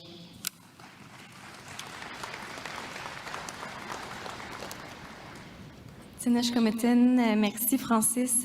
Thank you, Francis, to follow in the shoes of Ghislain, and thank you to represent a new generation, a younger generation of leaders in our communities. Presenting our young generation of leader at this table. So we will now continue with, I'd like to present the first presenter, Chief Patsy Corbier, Tribal Chair of the United Chiefs and Councils of Manitou-Minising and Chief of Odek Omnicoming First Nation. She is joining us by Zoom. She just appeared on the screen. Chief Corbier advocates for equal and equitable community safety for First Nations. Welcome, Chief Corbier. I will give you the time to speak. Okay, Miigwech. I just want to say Ani bonjour. I just want to thank the Treaty 1 territory. I know I couldn't make it out there this time, but I wish I was. I've been Chief of Omnicoming First Nation for 15 years, served on Council for 18, and Tribal Chair of the UCCM Tribal Council for the past 10 years. Why I mention these timeframes, it's not to lift me up, but I feel that the First Nation perspective on policing is at the same point that we were 30 years ago as it relates to inadequate funding for policing and a lack of response from the federal government. Let's not fool ourselves. The safety of our First Nations has stopped with the federal government. Resolutions, negotiation tables have not worked. We're at a standstill. The only way that the government moves is to pursue court action. And as they mentioned, the UCCM Tribal Police Ops and Treaty 3 filed a Canadian Human Rights Tribunal against the government. Currently, this case has been stalled due to the federal election and continues to be not dealt with.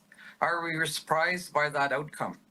We have movement at the provincial level if we endorse the police service agreement, and this has been discussed. The policing landscape in the First Nation communities faces several significant challenges today, and we heard it throughout this presentation. Recruitment is difficult. Overcrowding police stations that look like sardine cans with no room for growth. We had to take risks by not signing a renewal funding agreement that puts extreme stress on our police chief, officers, civilian staff, and had our funding cut off. The First Nation members' perspective on policing is at a critical stage. We live in a modern world made up of the opiate and mental health crises with the lack of facilities to deal with the state of emergencies in all our First Nations. We all experience the same crisis, the drug issues and the deaths.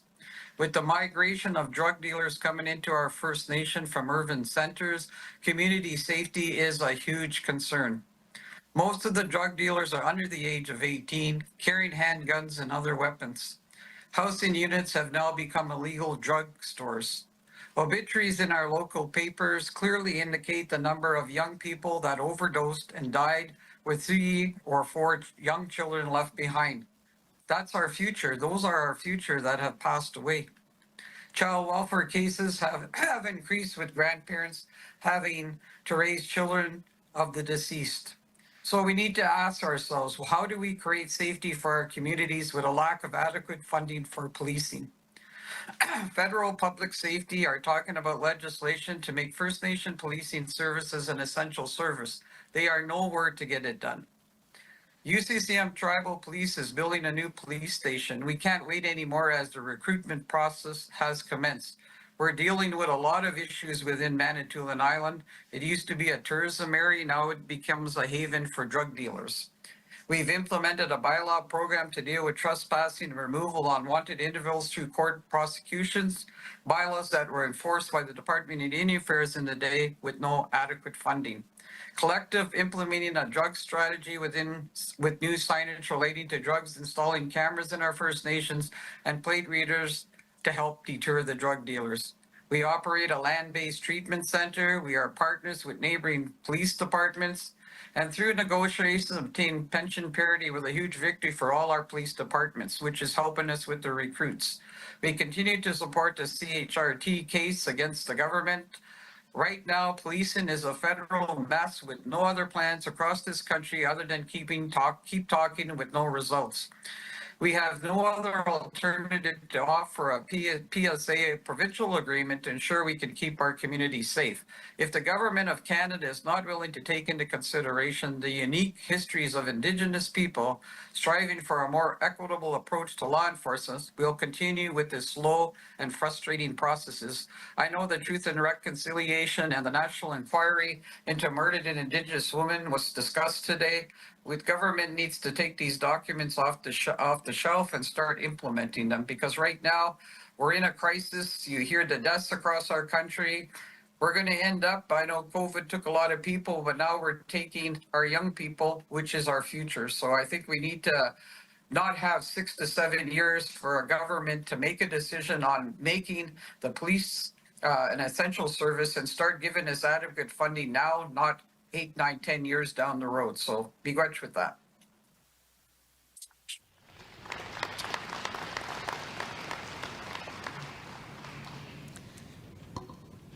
Miigwech Chief Corbier. Now the next speaker is Chief Jerry Swamp, the President for the First Nations Chief of Police Association. So I will now welcome Chief Swamp.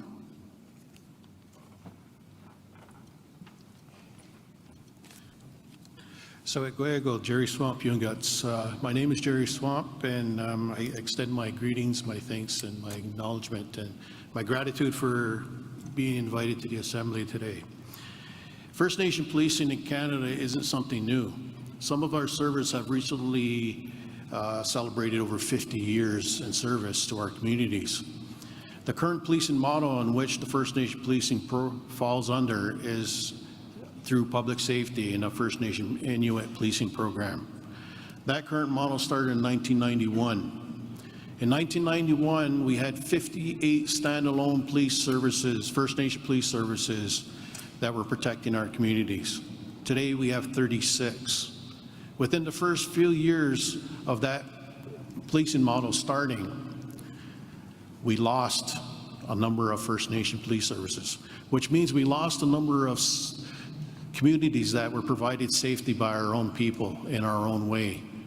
In our policing, in our models, in our funding agreements, it says we must provide adequate policing, culturally and responsive policing to our communities. This clause in our agreement, culturally responsive policing, I always wondered why they put that in a First Nation policing agreement. We're already culturally responding to our communities because we live the culture. How come they don't put that into mainstream model policing agreements? Maybe we wouldn't have the deaths that occurred last year. Maybe they'd have more training and more funding for the training and to provide those culturally sensitive policing. First Nation policing is looked at as a true community model of policing.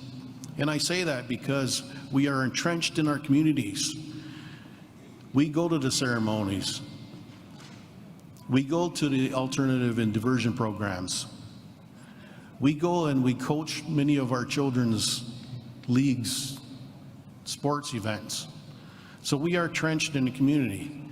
No other police service in North America goes to a scene and speaks the language that is spoken to like we can.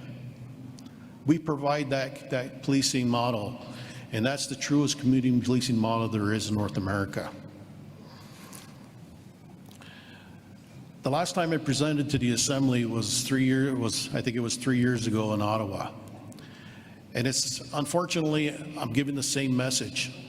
Nothing really has changed in First Nation policing. Prime Minister Trudeau had mandated Minister Blair at the time, the Public Safety Minister, to legislate First Nation policing as an essential service, and to get that legislation going and get it co-developed with the Assembly of First Nation. We're on our fifth Public Safety Minister now, and there has been no movement. Those promises given to us, to our First Nation police leaders and our First Nation police service boards, has not been fulfilled. We still lack the resources and the commitment for our communities to provide that safety and security that every other Canadian citizen in Canada takes for granted. The Charter of Rights of Canada says he provides that safety and security for all Canadian citizens. Yet our communities don't have that same luxury. No other police service in North America or even Canada sits in the same situation that First Nation policing is. We are not classified as an essential service. We are funded by a program that could be taken away from us at any time. We have funding agreements that sometimes are only a year. The longest funding agreement we've had was 5 years. How can I commit a young Native individual who wants a career in protecting their community, a long career in policing, if I can only commit to the end of my current agreement, which may be next March 31st? We can't. That's why we are losing so many officers, because we can't commit to them a long career in policing. Yet we have dedicated officers that have fulfilled 30 years and 30 plus years policing their own communities. And that's because we are dedicated to our communities. We could have gone elsewhere and gotten higher salaries and higher pensions, but we decided to stay within our own First Nations because it's more important to us that our communities are safe and secure. There has been no changes in the legislation process, but there has been changes that are being made. And the changes are coming because we've had to resort to litigation, human rights complaints. And some of the complaints are human rights actions that you'll hear in a little while. But our current leaders and our current police boards, they're not taking the status quo anymore. They're standing up and they're saying it's time to fight the government the way the government should be fought, through the courts. And through the courts process, we have had successes. We recently went to the Supreme Court of Canada, and the Supreme Court of Canada says, negotiating with First Nation police services in the funding and policing agreement, Canada has the obligation of the honor of the Crown. So as a First Nation police leader, and as the president of the First Nation Chiefs of Police Association, that is my commitment, that I'm going to be pushing to make sure that Canada has and continues that honor of the crown for all of our services. We have over 1,500 First Nation police officers in Canada, and we're policing over 150 communities. Yet we still lobby for those First Nation communities that don't have police services. And it isn't until tragedies take place in Canada, in our communities, that Canada stands up and says, okay, we will give you money for security. There has been no enhancement, there has been no expansion of the First Nation Inuit policing program for a standalone police service since around 2006. And it wasn't until tragedies took place in our communities that the Prime Minister made promises. Why does it have to take a tragedy in our community for our communities to be safe? Our communities ask of our police services to respond to every and any incident that takes place, whether it's minor or whether it's serious. Our communities don't ask us if we're adequately funded or adequately resourced or adequately experienced. We don't have specialized services within our First Nation police services. It wasn't until we went to litigation that the minister relieved that terms and conditions in our funding agreements that we could have specialized services in our policing. That was 2 years ago. There has been no money that's been backing that up for our services. Our communities have on average 10% higher addiction rates when it comes to opiates. The same high average when it comes to deaths because of those opiates. We've seen influxes of gangs coming into our communities and trafficking. You just heard the previous chief talk about Manitoulin Island. The crime severity index in some of those communities are way over 500 now because of the influx of these gangs coming in and trafficking to our people. Yet, we cannot have specialized services. And when we do have specialized services, we're robbing our community response model. We're robbing our frontline officers that are responding to calls on a day-to-day basis. Our officers are very well trained, and they have to be because they do investigations from A to Z. They don't turn it over to the next unit who specializes in drug trafficking, drug investigations, sexual assaults, homicides. Our officers are well trained and they do a professional, effective job, and they continue to do that for our communities. And they're being taken by other services because the draw for other services is that they can have a higher pension, they can have a higher salary, and they can specialize in one certain area instead of doing it all.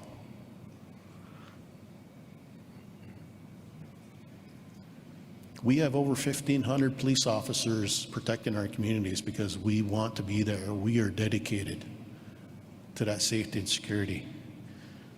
So we need AFN, we need the Assembly, we need every chief in the room to stand up for us and get this legislation pushed through. Thank you.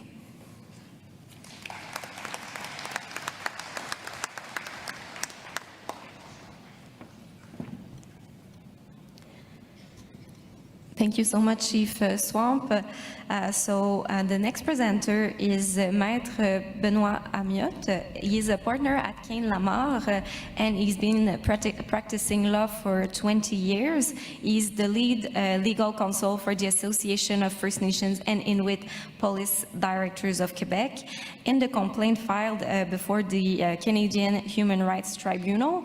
And he was also the lead attorney in the case Attorney General of Quebec versus the Pequot-Kamilnois Takoigan. So please welcome Benoit Amiot.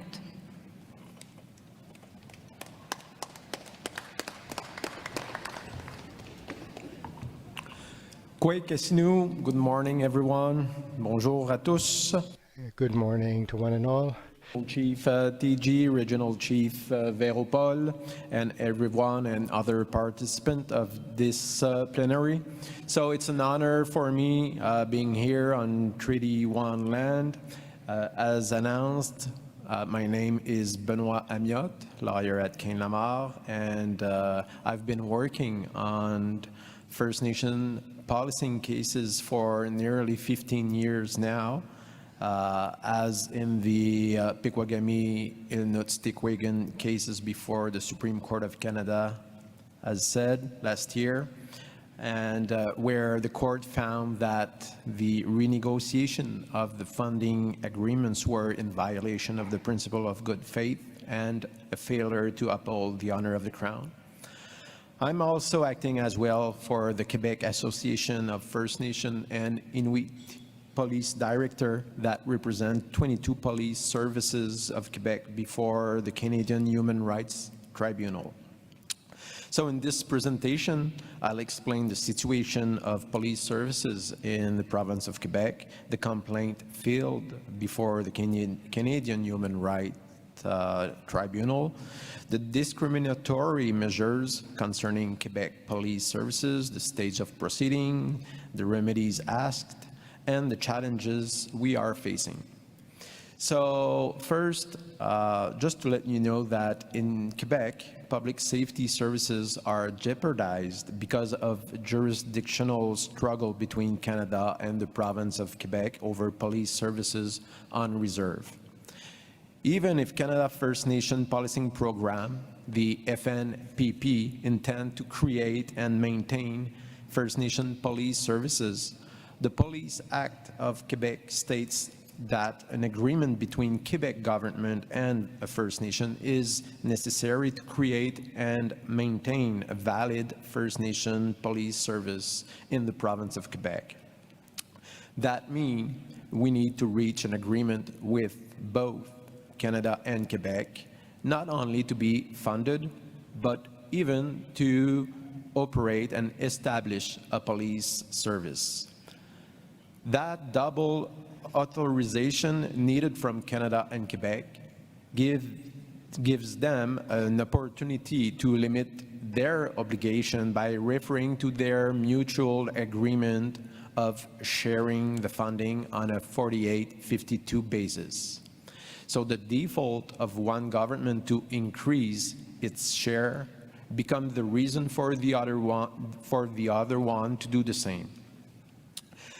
Because of Quebec Police Act that impose an agreement to allow First Nation to establish their own police service, the government's refusal to negotiate adequate funding creates a false choice for community. Either they agree for a renewal without any possibility of real negotiation, sinking even further into deficit, or they gave up their own police services and decide to rely on the Sûreté du Québec ill-adapted services. That's sadly the effect of the discrimination recognized by the Canadian Human Rights Tribunal in 2022, confirmed by the Federal Court in 2023, and confirmed again by the Federal Court of Appeal last February in the Chief Gilbert Dominique cases. And that's also the abuse of rights situation confirmed by the Supreme Court of Canada in November 2024 against Quebec, but also against Canada. So battle is continuing, and now we are going for remedies before the Canadian Human Rights Tribunal in the Chief Gilbert Dominique cases. So some remedies are specific to the First Nation of the Pikwagami Inuits, but some remedies would apply to everyone, and that's the reason why we need coordination, a national coordination between First Nation. Since those judgments, Government of Quebec increased its funding concerning equipment and installation and recognizes a larger number of police officers per police force. However, it still refuses to provide the same amount of funding per police officers as it costs for its own police services, which is over $230,000 per year per police officer. This leads me to say that whereas governments previously provided one car but without seats or tires, we are now receiving 2 cars with no seats nor tires. So First Nation must then manage to pay for the tires and seats of the 2 cars, or try to build a complete car from the 2 uncompleted cars they received. That's the discrimination other police services don't face, and neither do they have to deal with the constant threat of the termination of their operation. So let's now talk about Quebec Association complaint. In October 2023, Quebec Association of First Nation and Inuit Police Directors filed a complaint with the Canadian Commission based on the same allegation of discrimination as those recognized by the Canadian court in the Pikwagami-Ilnut-Stikwigan case. The primary objective of this complaint was to get recognition that the discrimination against the Mashtoyats Community Police Service is not isolated, but is applied in a similar manner to all Indigenous police forces in Quebec, but also in Canada. Nearly 2 years later, here is where we stand. The Canadian Human Rights Commission has recognized the validity of the complaint and transferred it to the Canadian Human Rights Tribunal. We are currently dealing with questions from Canada before the court regarding the association representativeness of the 22 police forces and the possibility for the association to seek remedies on behalf of First Nation and band councils. The fact is that even if the 22 communities support the Quebec Association, this one only talk on behalf of the 22 police directors and is not mandated to seek specific remedy for each community.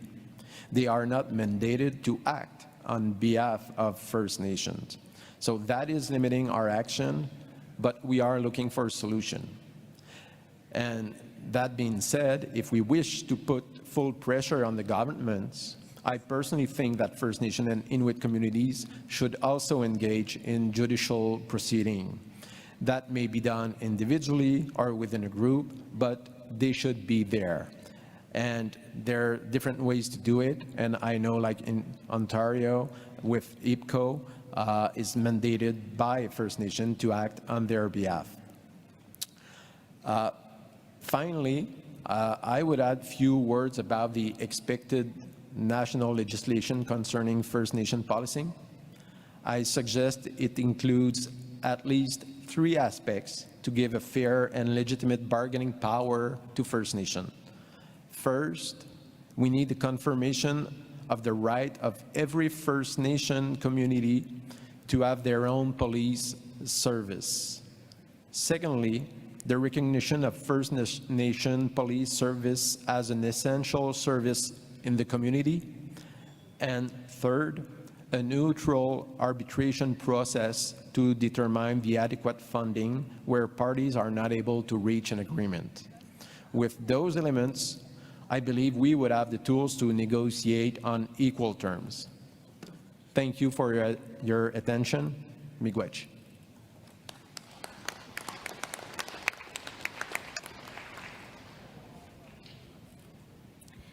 Thank you, Maître Amiot. So we have about 10 minutes to finish the panel, just to make sure that our next panelists are aware. Everyone was very short, so I'm sure it will continue this way.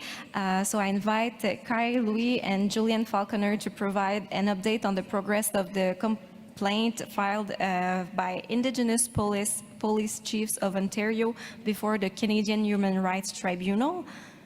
Kai Louie is the Executive Director of the Indigenous Police Chief of Ontario and former Chief of Police for the police services in the territory covered by Treaty Number 3.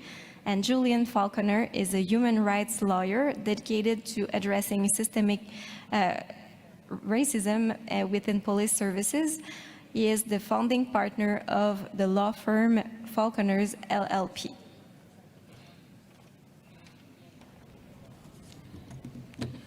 Good morning, bonjour. I recognize the time and the size of our panel this morning, so I'm going to yield most of my time to our legal counsel for the Indigenous Police Chief of Ontario, Julian Faulkner. But before I yield my time, I just want to take this opportunity to first identify who I am, the background of the Indigenous Police Chiefs of Ontario, and that after 37 years of policing, just before retiring, I spent 4 years with the Treaty 3 Police Service and had the opportunity to experience firsthand the conditions that our officers work on a day-to-day basis as a result of the chronic underfunding of our First Nation police services. I had, prior to taking Treaty 3, had spent 33 years with the Municipal Police Service, 12 years of Chief of Police for 2 Municipal Police Service. And so immediately on day one, arriving at Treaty 3 Police, it was very obvious that our police services were chronically underfunded. What that meant was that the 23 First Nation communities policed by Treaty 3 were not receiving the same level of policing that non-Indigenous municipal police services or municipal residents take for granted. They take for granted the fact that when they pick up the phone and call 911, within 4 to 7 minutes, the police would respond to a life-threatening emergency. In Treaty 3, unless the officer by coincidence was in one of those 23 communities, it would take up to an hour, sometimes half a day. The Indigenous Police Chiefs of Ontario was formed when 9 self-administered Ontario police services got together, chiefs of police, in August of 2019. Collectively, as an association, the first task was to challenge the Ontario government for pension parity.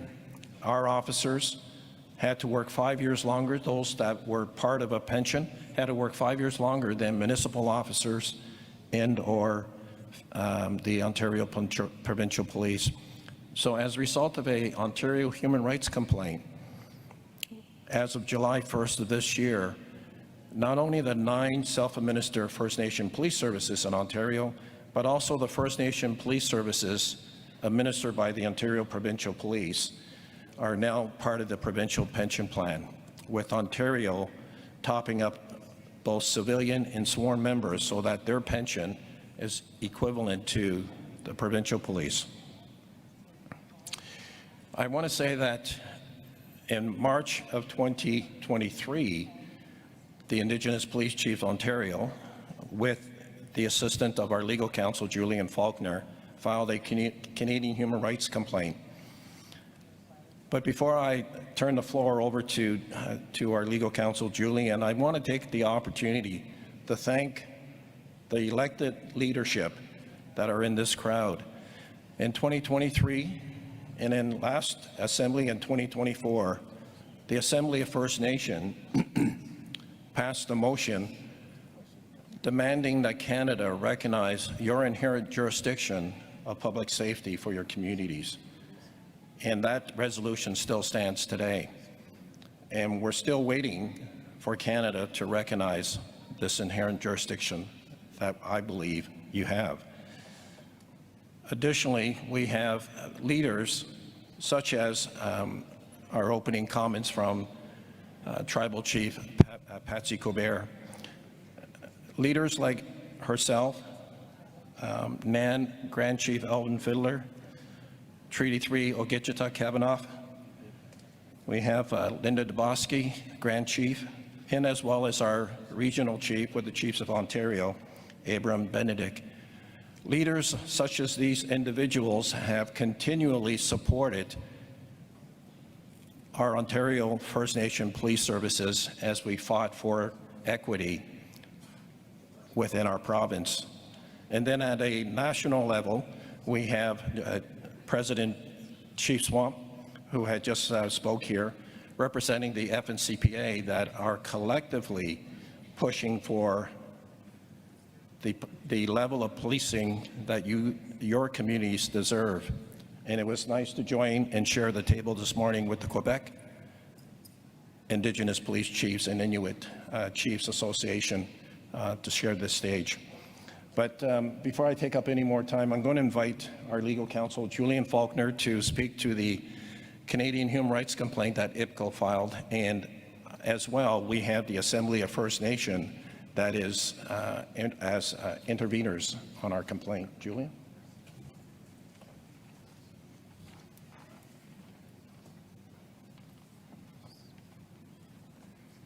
Encore, can we put the presentation on the screen, please?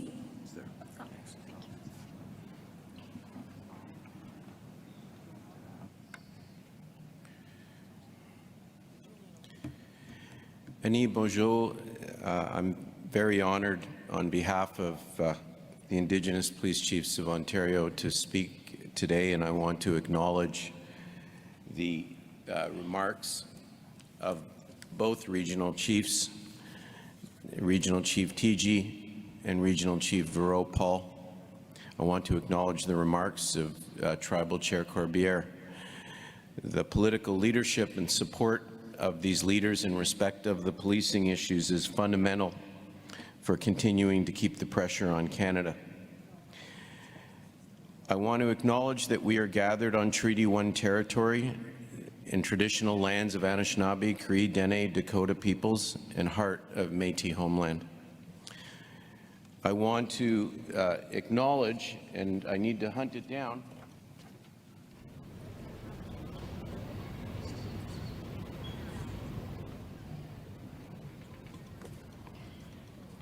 and I think Chief Mandamin's in the room. I want to acknowledge that the water we drink in this hall comes from Shoal Lake in the territory of Iskatewasagagan, number 39, and Shoal Lake 40 First Nations, and has been the sole source of drinking water for the city of Winnipeg since 1913, without adequate or proper reparations.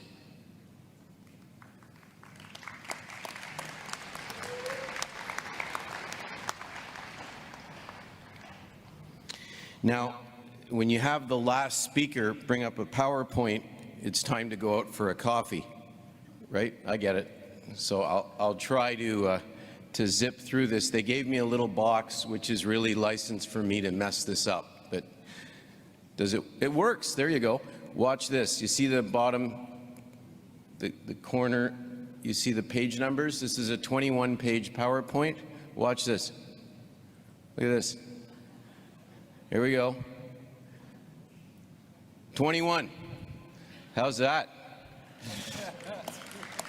All right, I'm going to go one page back. All right, one page back to the conclusion. I'm sorry, you're booing me, for God's sakes. I'm going to go one page back, and I'm going to start, and I assure you I have no intention, chiefs, of torturing you with I call them often PowerPointless. But I'm going to start with the conclusion in this PowerPoint. That the bottom line is Canada only acts when a court orders it to.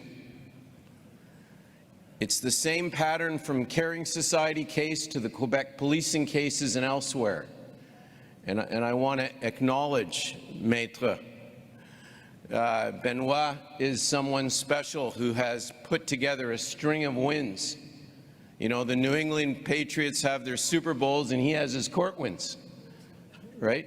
You should be paying very special attention to this fine legal team because they have created a whole host of important wins in Quebec that we're trying to capitalize now in Ontario. But despite these cases, the only way that Canada changes its behavior and tactics is through the force of court orders. And I appreciate two things. One, I'm a lawyer, so a carpenter tells you to use a hammer and nail, where's the surprise, right? I understand that. But I can say in good conscience and with all honesty that it is obvious that the Ministry of Public Safety is not about safety for Indigenous people. I mean, how many times do you need proof? The lead on Indigenous policing for the last 6 years was the former head of the Grain Exchange. No skills, no background, no expertise on Indigenous matters, no history in respect of policing. That was your lead. And no surprise, negotiations failed. Despite the best efforts of the Indigenous Police Chiefs of Ontario and moving a complaint forward, First Nations community safety continues to be threatened because of chronic underfunding, and Canada continues to dig in their heels. It's disappointing in this age of reconciliation. It's disappointing that the only way we can achieve results are through court orders. And let me take you quickly to an example of what I mean by that. So Indigenous Police Chiefs of Ontario have actually gone to court and gotten a court order against Canada forcing them to stream funds, even though 3 police services in Ontario, Treaty 3 Police Service, Anishinaabeg Police Service, and UCCM, 3 police services in Ontario refused to sign racist funding agreements. Funding agreements that have as a condition, and people don't realize this, but had as a condition that the police services are not allowed to spend funds on legal advice in interpreting funding agreements, on legal advice in disputing funding agreements, and on legal advice in negotiating funding. You were actually barred from hiring any form of legal advisors to do that. They refused to sign the agreements, but in a decision of the federal court on June 30th, Justice Gascon ordered, and this was a decision obtained by IPCO, that first of all, the human rights complaint that IPCO has now filed against the whole policing program, and this is the federal court's words, quote, has a high likelihood that its underlying complaint will ultimately succeed. That doesn't happen often. And it gives you an idea of the really shaky, thin ice Canada is on in making these arguments. One of the driving factors behind the decision and behind the actions of IPCO is the reality that decision after decision happens, and in the Quebec context, that's exactly what's happened, but Canada continues to dig in. Now, the Supreme Court of Canada, as Maître Benoit spoke to, actually held that the evidence shows that the implementation of this program is perpetuating existing discrimination. But they continue to force you to sign the agreements.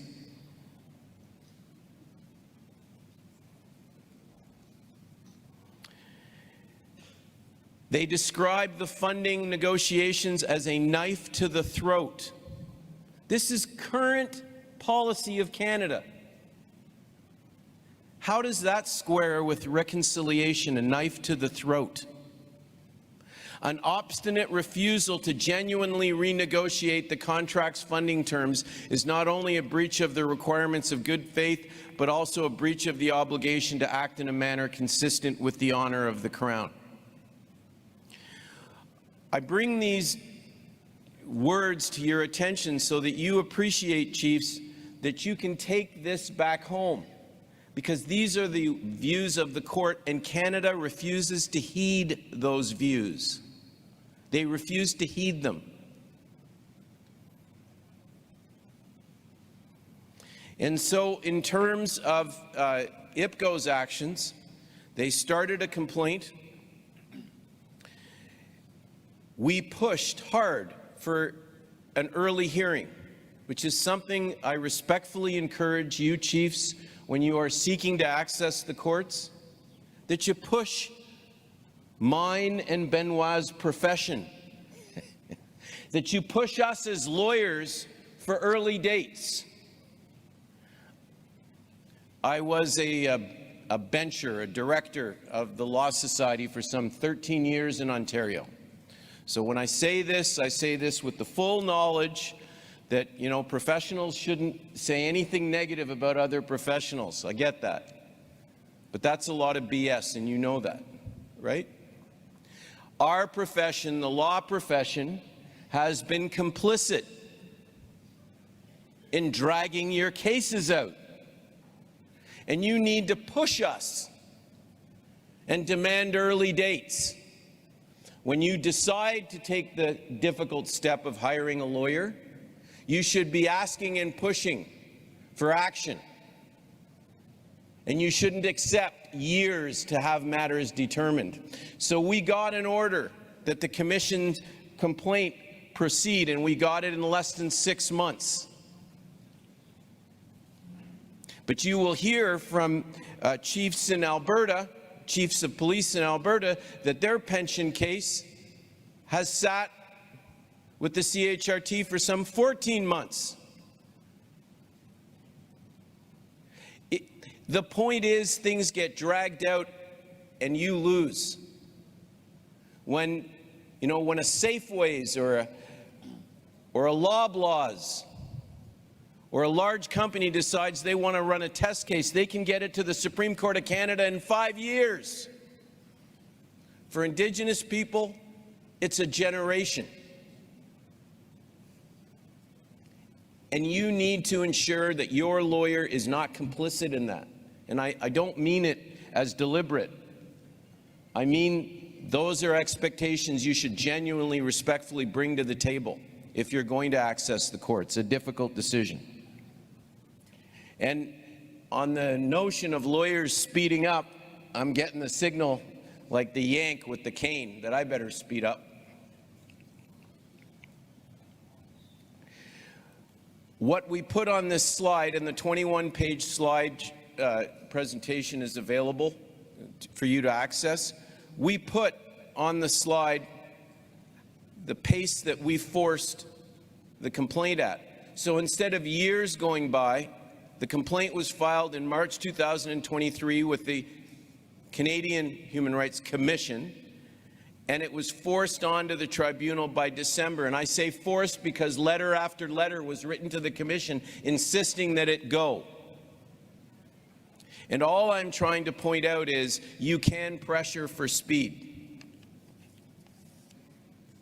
The last topic I wanted to bring up, and I'll have to give it short shrift, but our office also has the honor of representing the Anishinaabe Police Service, among other Indigenous police services. And I've had the honor of acting for Anishinaabe Police Service dating back some 15 years. And what I can say is that included in that has been a journey to take advantage, to negotiate and take advantage of a legislative opt-in in the province of Ontario. So through provincial policing, with the leadership of Anishinaabe Nation as the political lead and the cooperation with the Anishinaabe Police Service, they have finally, as of December 2024, Anishinaabe Police Service is a legislated police service, having access to funds and funding remedies that white police services have access to. One of the changes, and then he's now Deputy Grand Chief Mike Matatawaban. He was then Chair Mike Matatawaban of the police service, had a question to ask, and I'm going to close with this because it's, to me, the ultimate irony.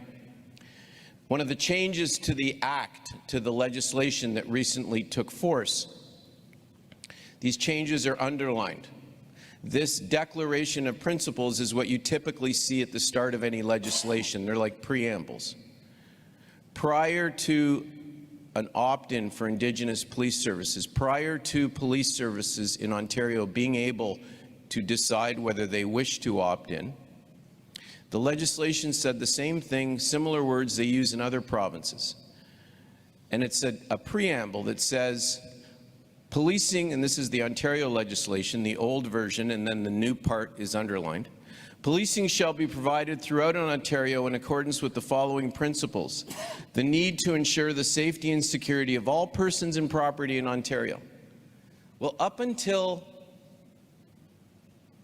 December, just this last December, of course, there was no right for Indigenous people or Indigenous police services to opt into legislation. And so the idea was that ensuring the safety and security of all persons just didn't include Indigenous people. And what Mike Mutatawaban asked at the negotiation table is, I guess we're not people. I guess we're not people. And that addition, including on First Nation reserves, yeah, we had to create a legislative change to remind everyone that you're people. That just happened. That didn't happen in 1910, right? It didn't happen a century ago. That happened like right now. And across this country, I respectfully submit to you, you continue to be treated as second-class citizens when it comes to staying safe.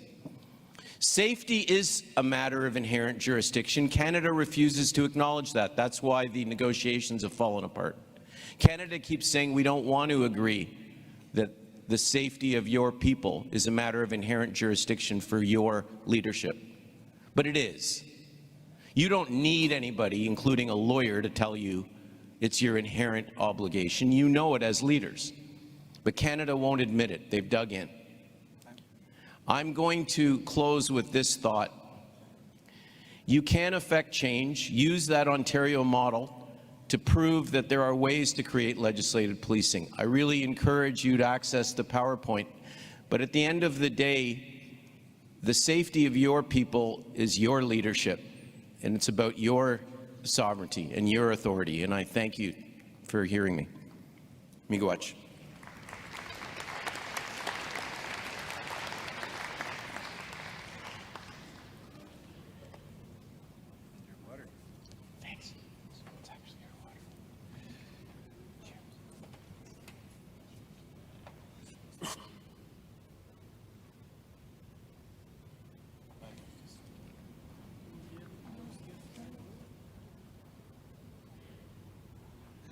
So National Chief will give the closing remark for this plenary. Well, thank you very much, and thank you to all the presenters. I'm very thankful that we have this, this discussion today. And I just want to lift up, of course, Regional Chief of Ontario, Quebec, all of our regional chiefs here from British Columbia. Chief TG has done so much on policing, and we have to continue to work on this issue and find our way forward. Our communities need support. We hear and lift up as well Northern Ontario, hearing about all the work that they're doing and, lifting up our frontline workers. And I just have to say that we, as National Chief, I lift up all frontline workers that work within our communities, very difficult work. And my heart goes out to all of our communities dealing with crises day to day, and same is true today. So I just wanted to say that, and thank you so very much. Miigwech to all the presenters. Hi.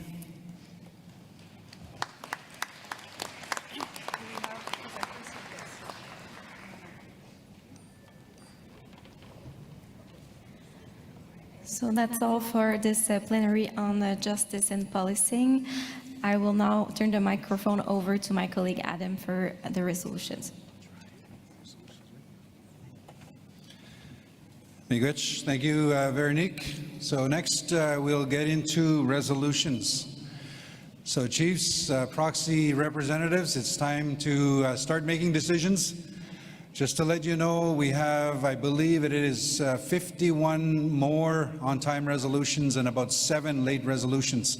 Of course, the late resolution deadline is 12 noon, so just a few minutes away. So that's many, many resolutions that we have to get through for this afternoon and tomorrow.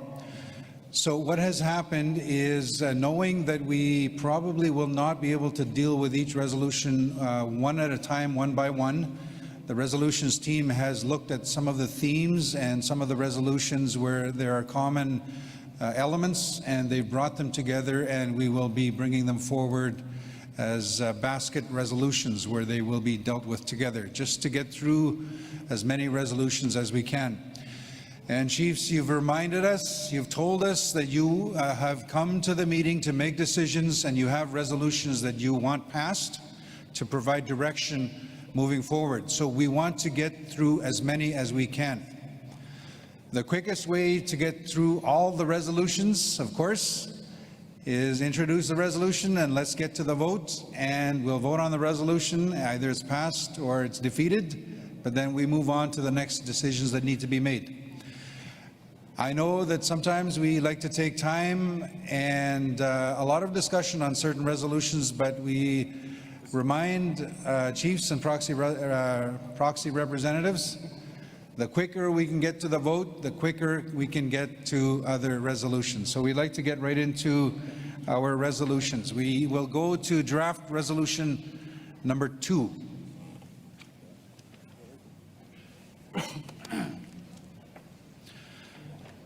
So chiefs, proxy representatives, we're good?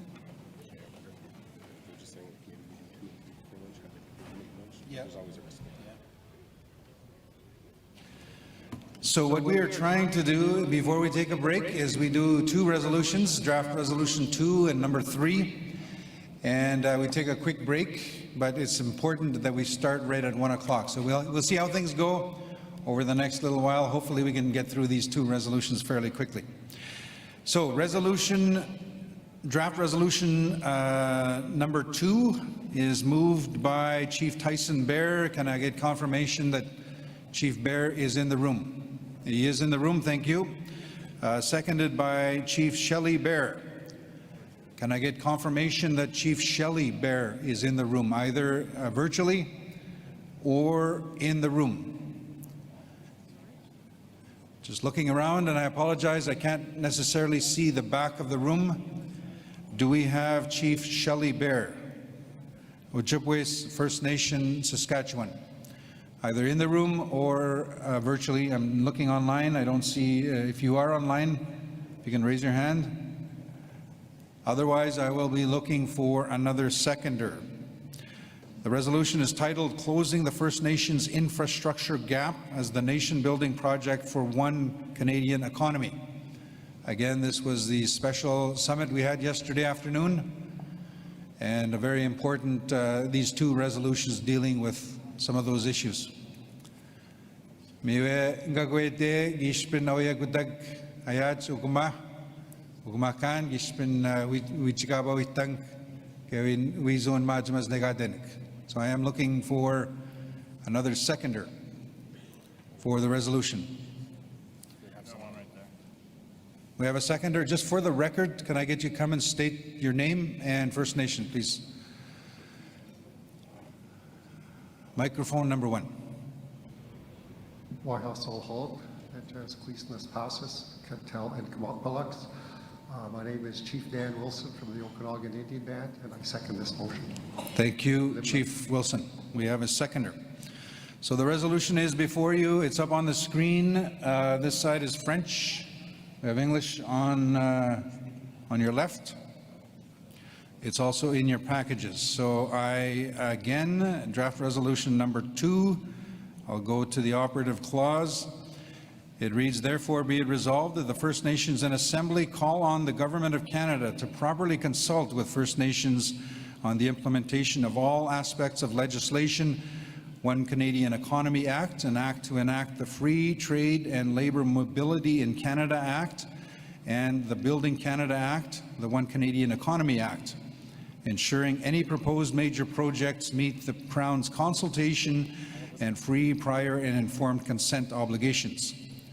2, call on the Government of Canada to include closing the First Nations infrastructure gap as a priority nation-building project with a dedicated project office. 3, call on the Minister responsible for the Canada-United States Trade, Intergovernmental Affairs, and One Canadian Economy to A, work with First Nations in a meaningful partnership based on upholding First Nations inherent treaty and Section 35 constitutional rights in accordance with the United Nations Declaration on the Rights of Indigenous Peoples, UN Declaration.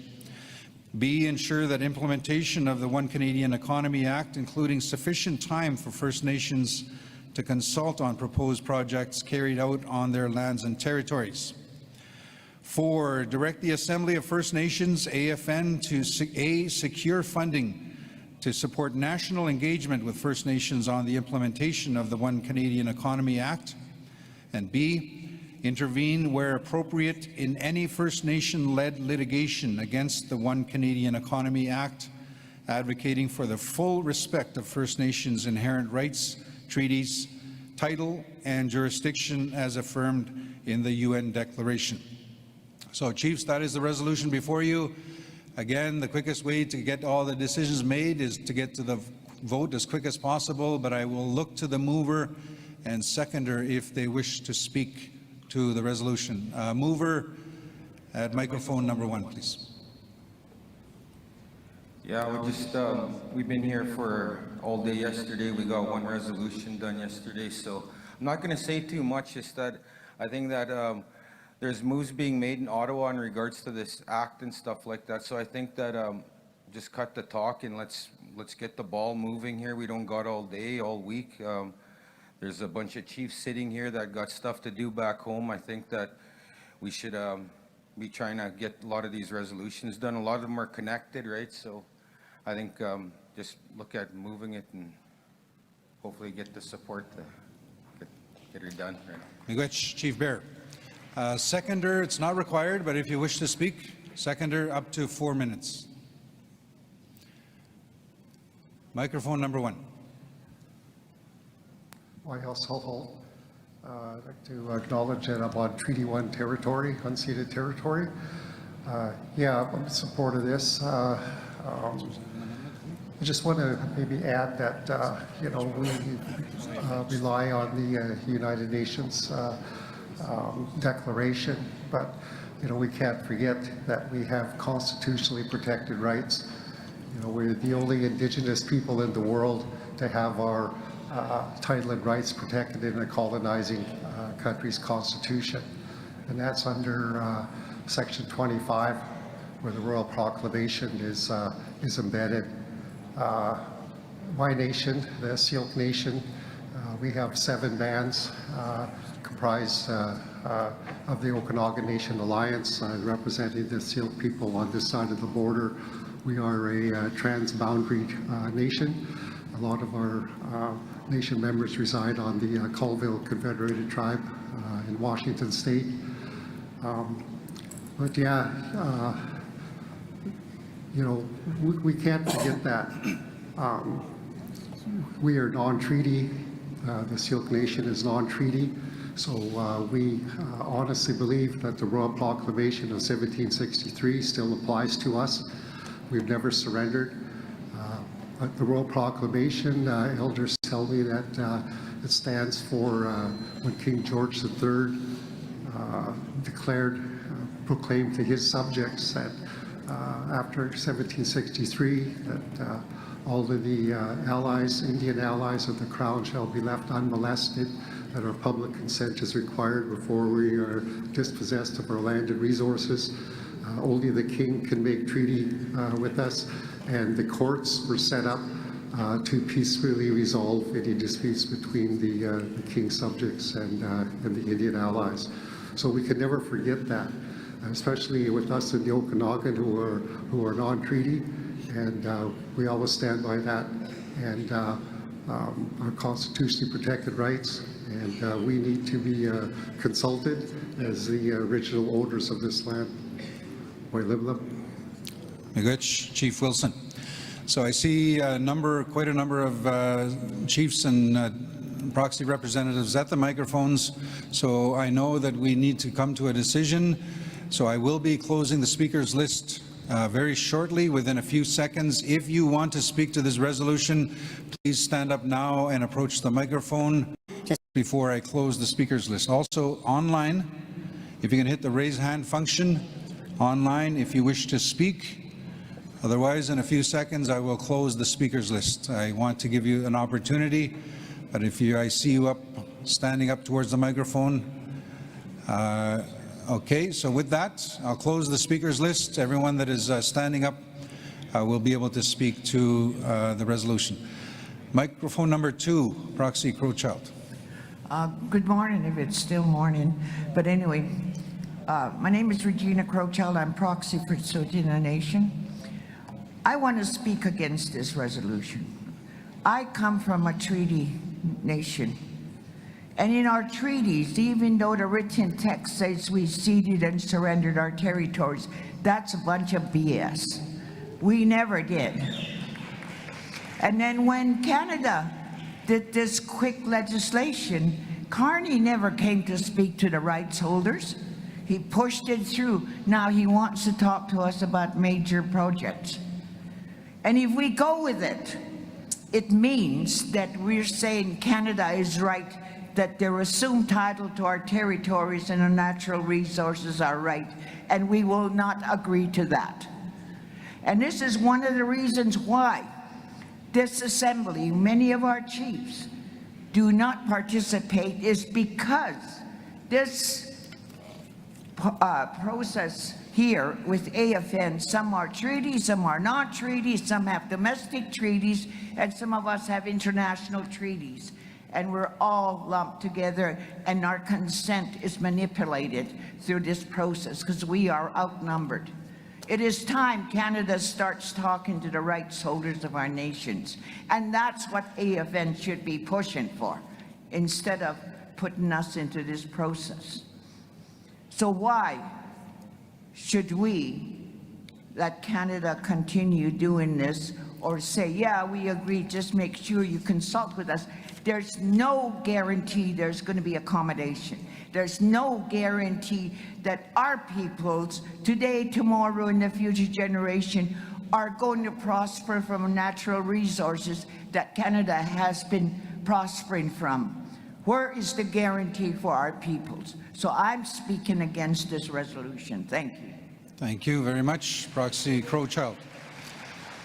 Nobody online, so we go back to microphone number 1. Before I go to microphone number 1, just chiefs, if you can right off the bat indicate whether you're supporting or opposed to the resolution, and if you have a proposed amendment, if you can indicate so immediately once you start. So microphone number 1.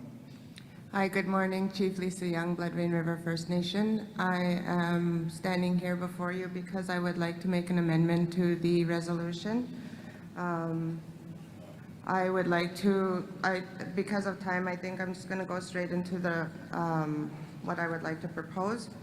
So whereas AFN Resolution 68-2024 call for prioritization of second generation cutoff rule, directs the Assembly of First Nations to expedite work on resolving the discriminatory impacts of Indian Act's second generation cutoff, which erodes First Nations' inherent right to determine citizenship. Whereas the erosion of citizenship directly undermines the principle of free, prior, and informed consent, as fewer of our citizens are federally recognized to participate in consultation and decision-making on major projects. Whereas one Canadian Economy Act and the Building Canada Act will accelerate nation-building projects that impact First Nation lands, waters, and territories, making recognition of all citizens urgent. Therefore, be it resolved that First Nations in Assembly 1, direct First Nations to ensure that all consultation, co-development processes, and negotiations related to the implementation of one Canadian Economy Act and the Building Canada Act consider the impacts of Indian Act's second generation cutoff rule on the recognition of citizenship. Further direct that the AFN to expedite in the implementations of Resolution 68-2024 affirming First Nations inherent jurisdiction to determine citizenship and opposing federal attempt to narrow the duty to consult through unilateral deciding who may exercise free, prior, and informed consent. Federal laws, including the Indian Act, cannot be used to diminish or erase First Nations voices on major projects affecting our ancestral lands, waters, and territories. Thank you. Miigwech. So that's quite a lengthy proposed amendment. I know the resolutions team has some of that. Chief, if you can please share that with the resolutions team, which is right there with you. And we will have to come back to that. We'll get that text worded. We'll get the proposed amendment, read it out, and then I'll go to the mover and seconder. Chiefs, just a reminder, if you do have a proposed amendment, if you can please share it with the resolutions team before you approach the microphone, if you can. That way we can get all the text written just before. So I'm looking to our resolutions team. I want to make sure, did we get everything on that proposed amendment? We got everything? So I'm just going to pause 1 second. Are we ready to go with it? Okay, we'll go to the next speaker first, and then we'll come back to the proposed amendment. Microphone 2. Thank you.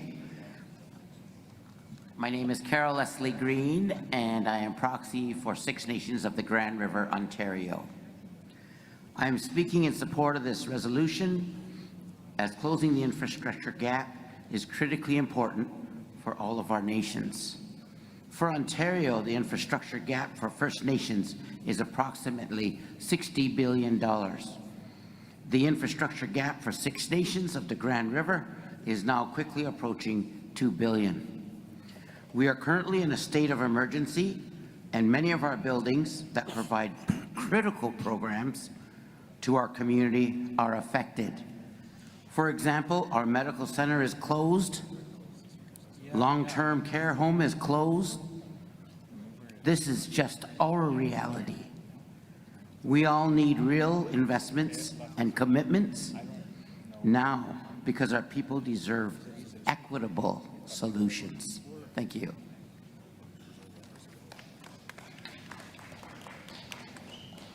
Miigwech.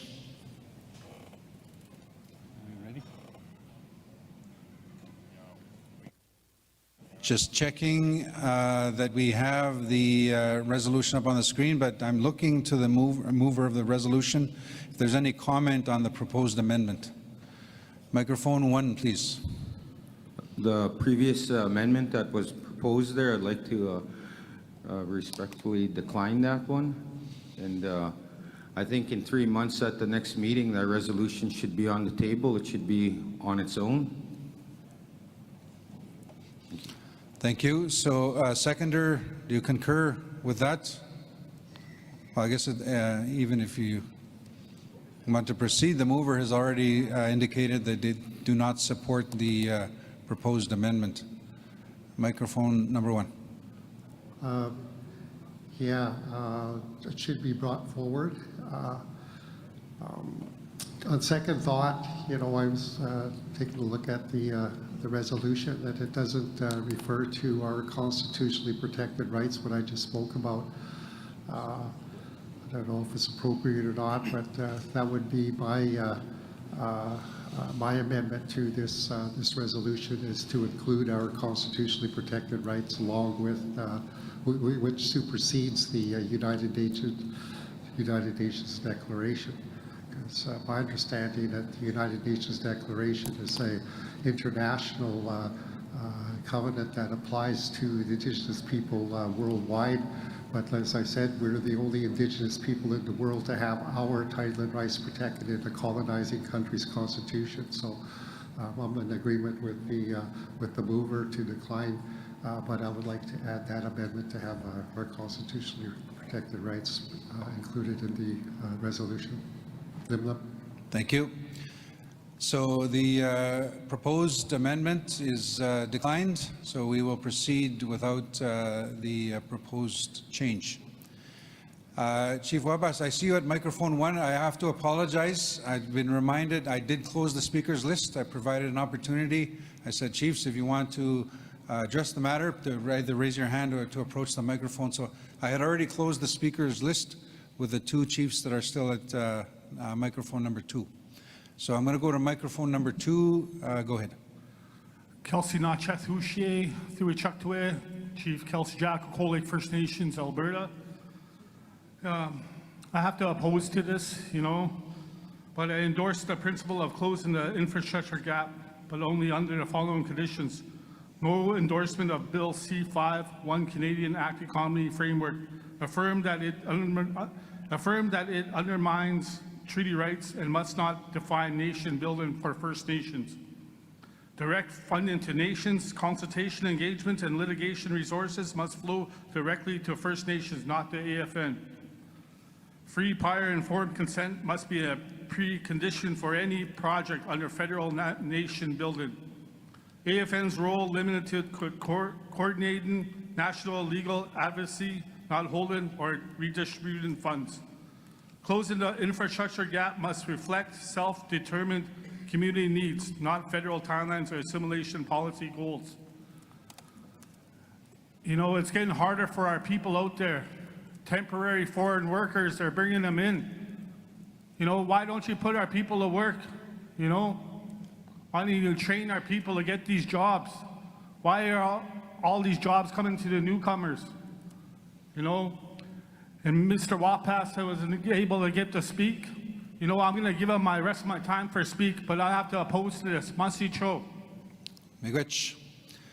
Chief Wabas, so just a reminder of the time, they reset it, but I think there was about 2 minutes left, so I'll go to the team to go back to about 2 minutes. And Chief Wabas, at microphone number 1, please. Thank you, Chief, for giving me your time there. Miigwech. I think that's the way to do it, to work together, to voice our issues and concerns. I have a question about this resolution. There seems to be two things in this resolution. It's almost like we're acknowledging the Bill C-5 in this resolution. I thought we rejected the Bill C-5, and this resolution seems to me, it's almost like it's acknowledging, okay, we want the government to properly consult. Yeah, that's the issue, but in these next lines, it seems to be saying, okay, if we do this, if we accept the Bill C-5, and then these are the things that we need. It's almost like we're negotiating. Like, I think I'm kind of confused about this. So, to me, I don't think I will support this resolution because it's confusing to me. 30 seconds, you had a second point? And, you know, I rejected and I told the Prime Minister that, you know, that's not the way to treat First Nations without properly consulting them. So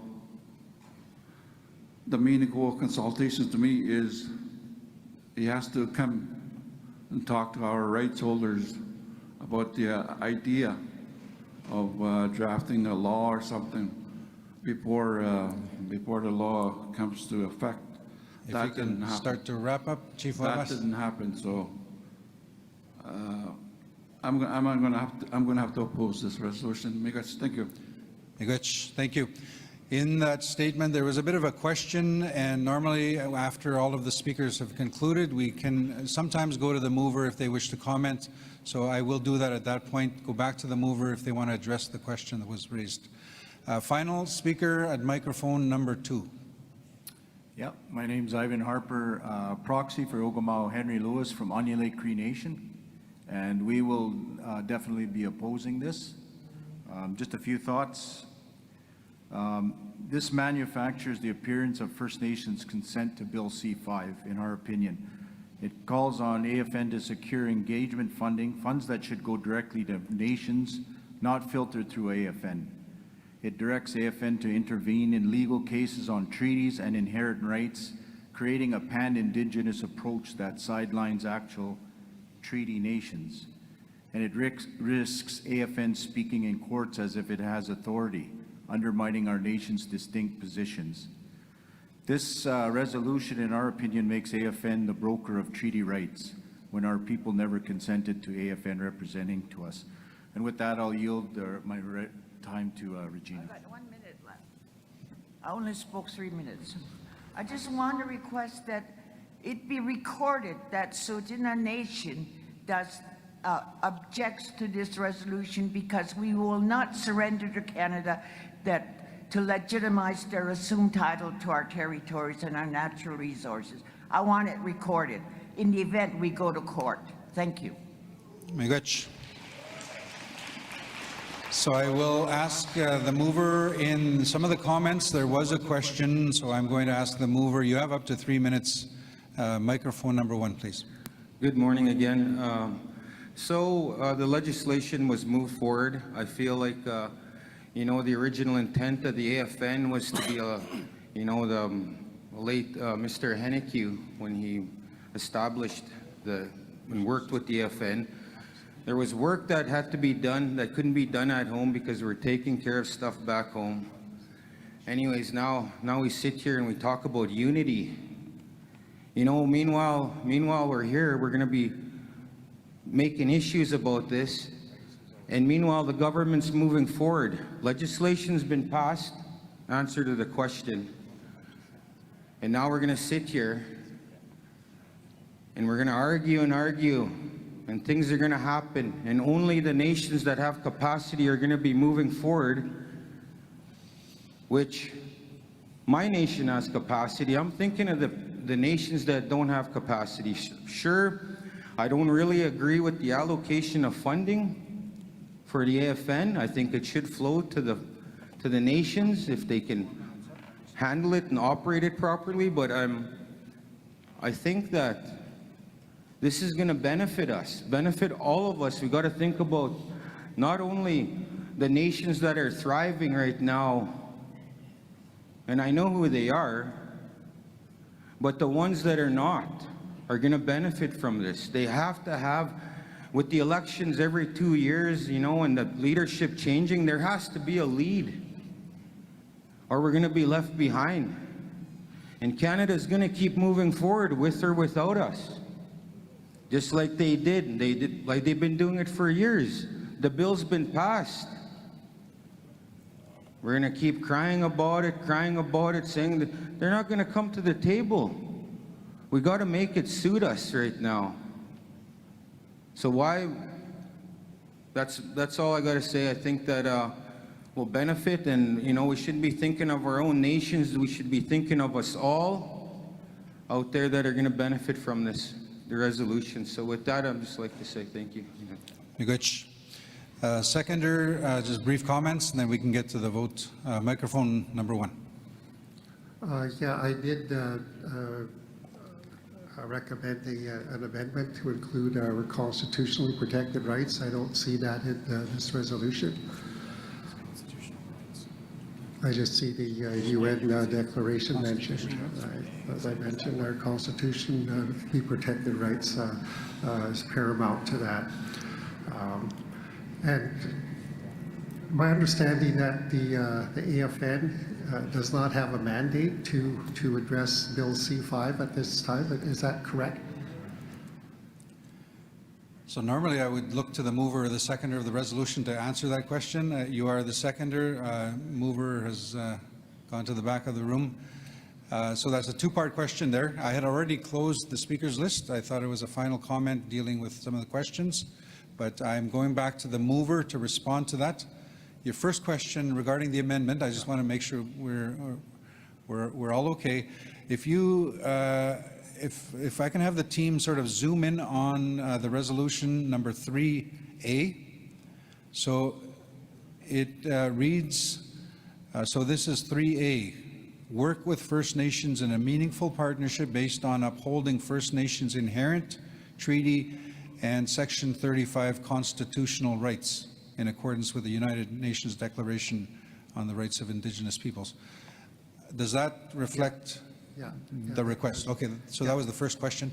Okay, the second question is Does the AFN have a mandate to address Bill C5 at this point? That's my understanding, that this gives the AFN that mandate to engage with Canada. Is that a correct assumption? Okay, so the mover of the resolution is right behind you? Yeah. So microphone number 1. No, this would give you the AFN the mandate, right? Okay, so that is the response to the question. Thank you. So we've had 2 questions. We've resolved the 2 questions. We got an answer. Yeah, okay, because right now we've the AFN doesn't have a mandate to engage. Canada is just freely going to do what it wants, using Trump as an excuse to rape and pillage our resources. So I see this as giving the AFN a mandate to protect all of our title and rights. Thank you. Miigwech. Chiefs, proxy representatives, it's time to vote.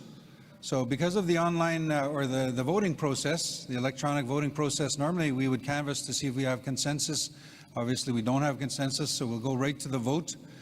So Encore, if I can have the polls open, please. And Chiefs, proxies, you should get an email right now with a link to the voting site, also your 6-digit PIN, and you use that PIN for this vote plus all future votes. So the poll is now open. We'll give it a few minutes. A reminder, you can cut and paste. I believe it's a 6-digit number. You can cut and paste that number and use that on the link. That just confirms and verifies because you are pre-registered. We know who you are with your designated secure email or your designated email. It is a secure process. You now have the PIN and you can go to the site and vote on the poll that is open. That's draft resolution number 2. If you have any issues, raise your hand here in the room. There are staff running around with the green lanyards. Back of the room, to your right, we have a chief with a raised hand. We have also to the left, looks like towards the back. So we will have chiefs, we will have staff coming to you as well. So we have about 4 chiefs that need some assistance. There is also a telephone number that you can call, which I'll have to dig up. There is a phone number. If you have any issues, you can also email for assistance. So there is a phone number. If you're joining online, you can also email and get some assistance. Just want to make sure I have the correct information.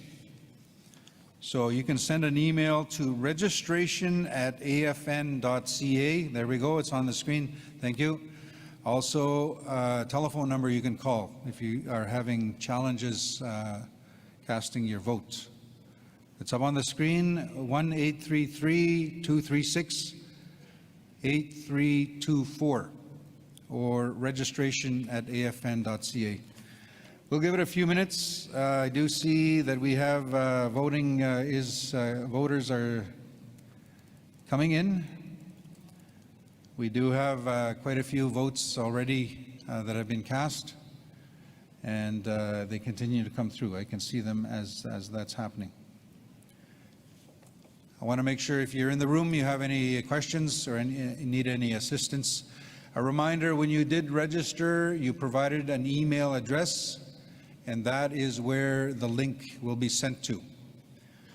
Our plan had been to get through one more resolution right after this, dealing with a similar issue, and then we would break for lunch and come back at 1 o'clock. So I do see some chiefs leaving, and so just a reminder, you can still participate. I see 2 hands that are raised to my left. If I can have staff with the green lanyards help out.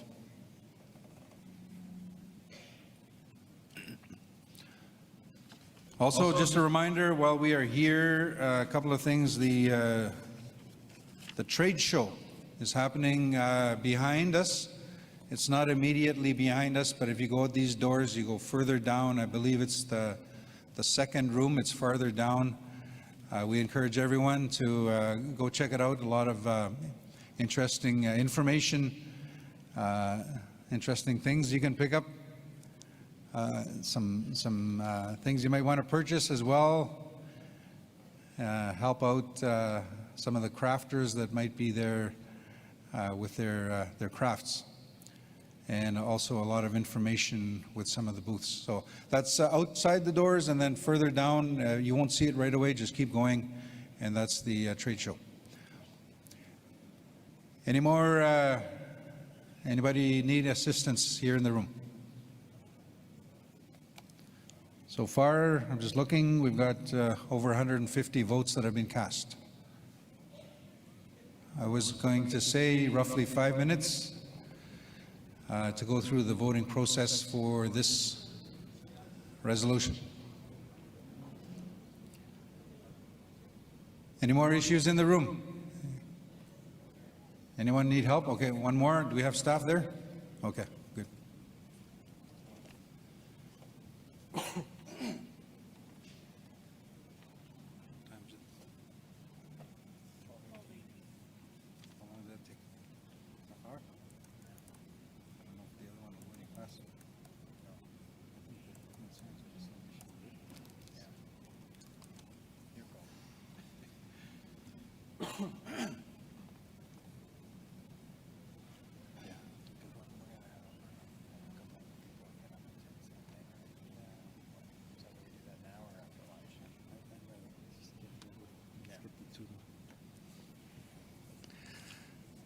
So we are still working on getting the next resolution addressed and dealt with immediately after this.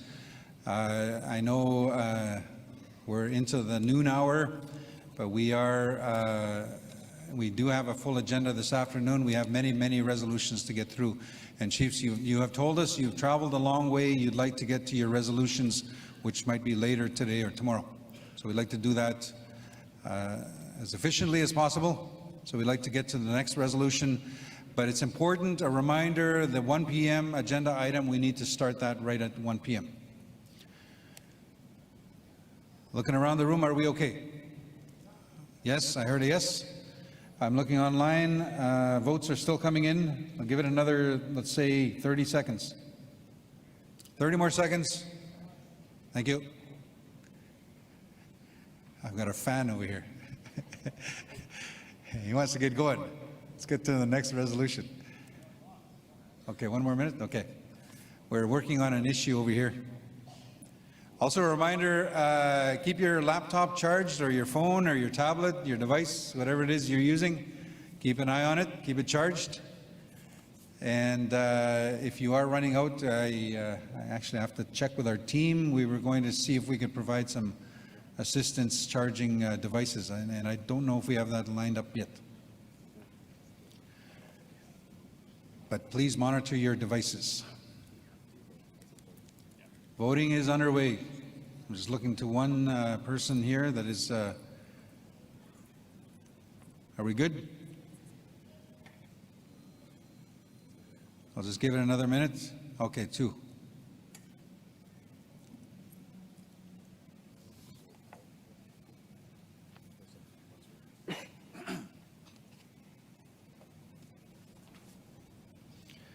And the plan is still to go right to the next resolution, similar issues. Then we'll need to, we're good there? Okay, one more. And the plan is to get right into that resolution. While we're waiting, if I can have Chair Kilsalem stand by. Is Chair Kilsalem in the room? And I cannot tell, I can't see in the back. Seconder of the resolution is Proxy Roy Stewart. Proxy Roy Stewart. I'm looking for Proxy Roy Stewart or Chair Kilsalem. Mover and seconder of the next resolution. Okay, we're good on the vote, so if I can have the polls closed, please. Please close the polls.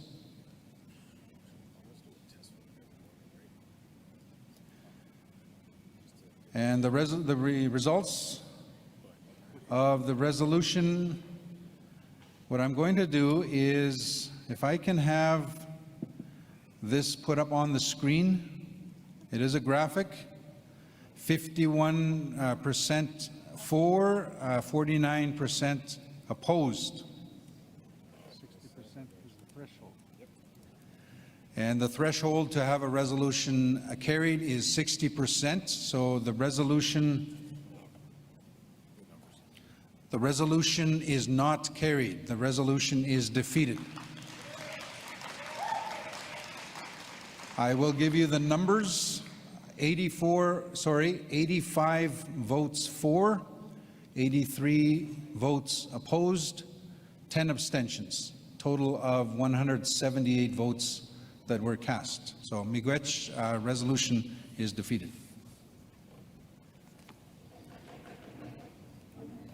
You jumping in or? We'll move along to the next resolution, which is draft resolution 03. And again, I was looking for the mover and the seconder. Chair Kilsalem, are you in the room? Seconder is Proxy Roy Stewart. Are you in the room?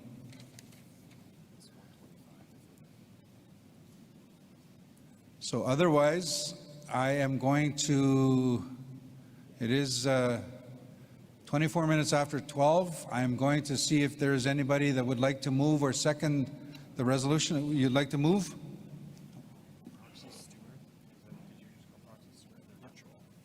Okay. And microphone number 1, go ahead. Chief Dan Wilson, Okanagan Indian Band. I'd like to move this resolution. Thank you. Yeah. We do have a mover, Chief Wilson. Seconder, I was looking for Proxy Roy Stewart, and I'm told Proxy Stewart might be online. If you are online, can you hit the raise hand function? I just want to make sure you're there. Proxy Roy Stewart, I am told that you are online. And we're just going to get confirmation. Yes, he is online. Thank you. So we have the mover and the seconder. So the resolution is before you. It's draft resolution 03. I will read the resolution and then call on the mover and the seconder if they wish to address and speak to it.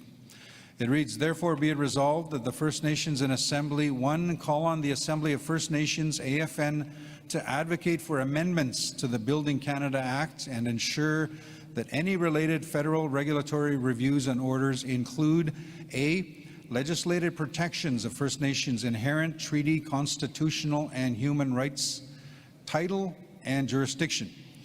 B, legislated joint decision-making authority with First Nations governing authorities, ensuring sufficient time to consider information, engage in meaningful consultation, and deliberate internally to provide their free, prior, and informed consent, FPIC. C, clear legislative mechanisms to uphold FPIC in line with the United Nations Declaration on the Rights of Indigenous Peoples, UN Declaration. D, legislated protections for Indigenous knowledge systems. E, legislated inclusion of First Nations self-determined distinctions-based governance mechanisms within any proposed federal major projects office. F, no unilateral authority granted to any minister to define regulatory provisions, override environmental protections, fast-track permitting processes. G, full consultation with and consent from all potentially impacted First Nations before a project can be deemed to be in the national interest and added to Schedule 1. And H, priority for projects that deliver direct, measurable, and community-defined benefits to First Nations. Number 2, call on the minister responsible for the implementation of the Building Canada Act to work with all impacted First Nations in meaningful partnership based on upholding First Nations inherent treaty and Section 35 constitutional rights in accordance with the UN Declaration.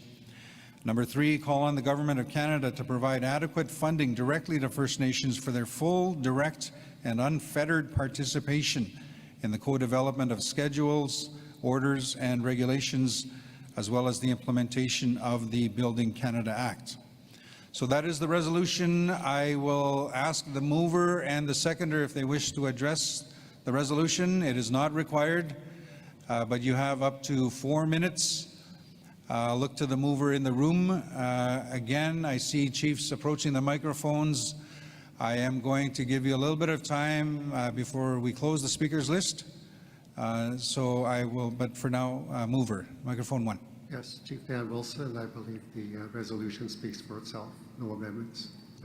Thank you, Miigwech. Seconder online, if you wish to speak to the resolution, if you can hit the raise hand function. It is not required to speak to it, but if you wish to speak to the resolution, if you can do so, or unmute yourself. I'm looking online. I see nothing, but we can come back to you if you come back. Otherwise, microphone number 2. Oh, sorry, 1 second. Okay, we have Proxy Roy Stewart who has unmuted. Proxy Stewart, go ahead. My comments align with that of the mover and that the resolution speaks for itself. Besides that, I think it's important just to differentiate this between the previous resolution, and that the previous resolution was, you know, folks were raising issues in that it seemingly provided support for the act, whereas this one calls for significant amendments to uphold and recognize rights. Besides that, I'll let it stand for itself. Miigwech, thank you, Proxy Stewart, and thank you, Encore, for putting them up on the screen. You have up to 4 minutes. Microphone number 2.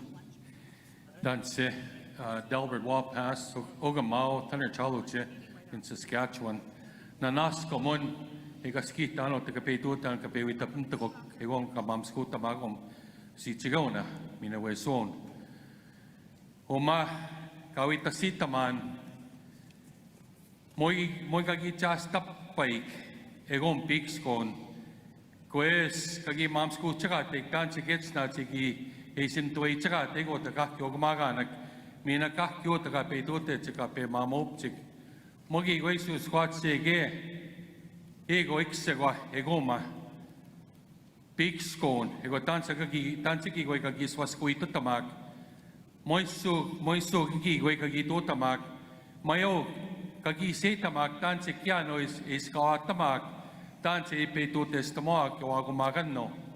Want to say good afternoon or good morning to each and every one of you, and my apologies, for taking up the time here.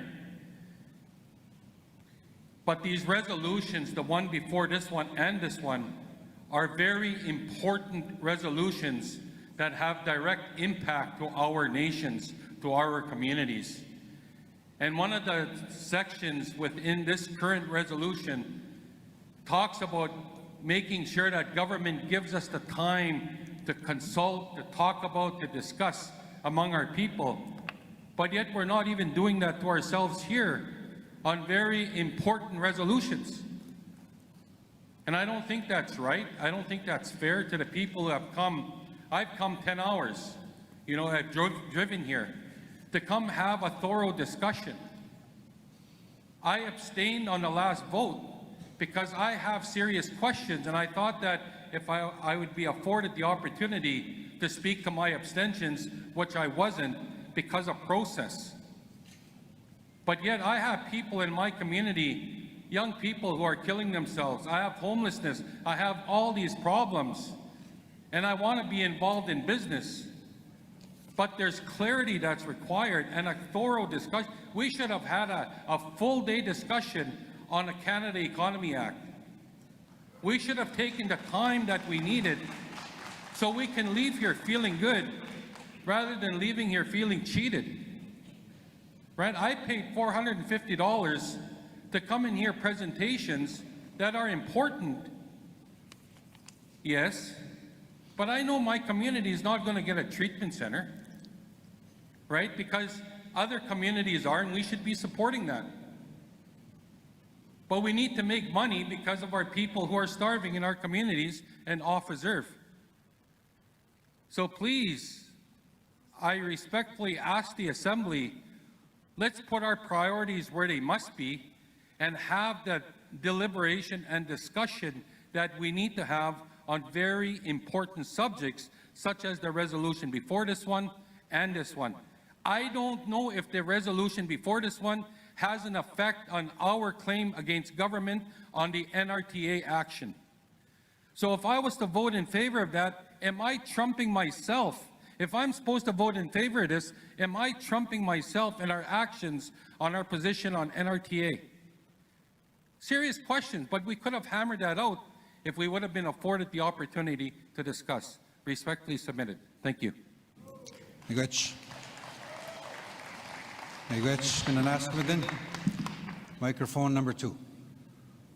Chief Kelsey Jacko from Cold Lake First Nations again. I have to oppose this. By focusing on delaying implementation of resolutions can be read as engagement with C5 framework instead of outright rejection. Reject any attempt to legislate treaty rights or free prior informed consent, and insist Bill and Canadian Act implementation be delayed until nation consent processes are respected. You know, I went to Ottawa, I talked to the Prime Minister. You know, he said he's going to come to Cold Lake. You know, I know you're reading this. I know all your MPs, the ministers are reading this. You're ignoring my emails. If you're true to your word, even on your campaign and become Prime Minister, you said you're going to come to Cold Lake. Well, answer your goddamn emails. Come to Cold Lake already. Quit beating around the bush. Masi Cho. Miigwech. Microphone number 2. Regina Crowchild, proxy for Tsutina. I promise not to swear, but I really want to. But anyway, you know, I have to reject this again, and I want to ask that Tsutina be recorded as objecting to this. We cannot object or go against a legislation and then ask for an amendment. You're contradicting yourself, and that's wrong. And I agree with Chief Wellpass, we have to have good discussions on this. And also, it says, legislative protection for First Nations inherent treaty, constitutional, and human rights. Well, if you're going to make amendments on that, are you compromising your inherent, your treaty, and your human rights? We got to understand what the government is doing here. They give us pretty words, and then nothing happens. Yesterday, we listened to the NDP, and they said it exactly the way we feel.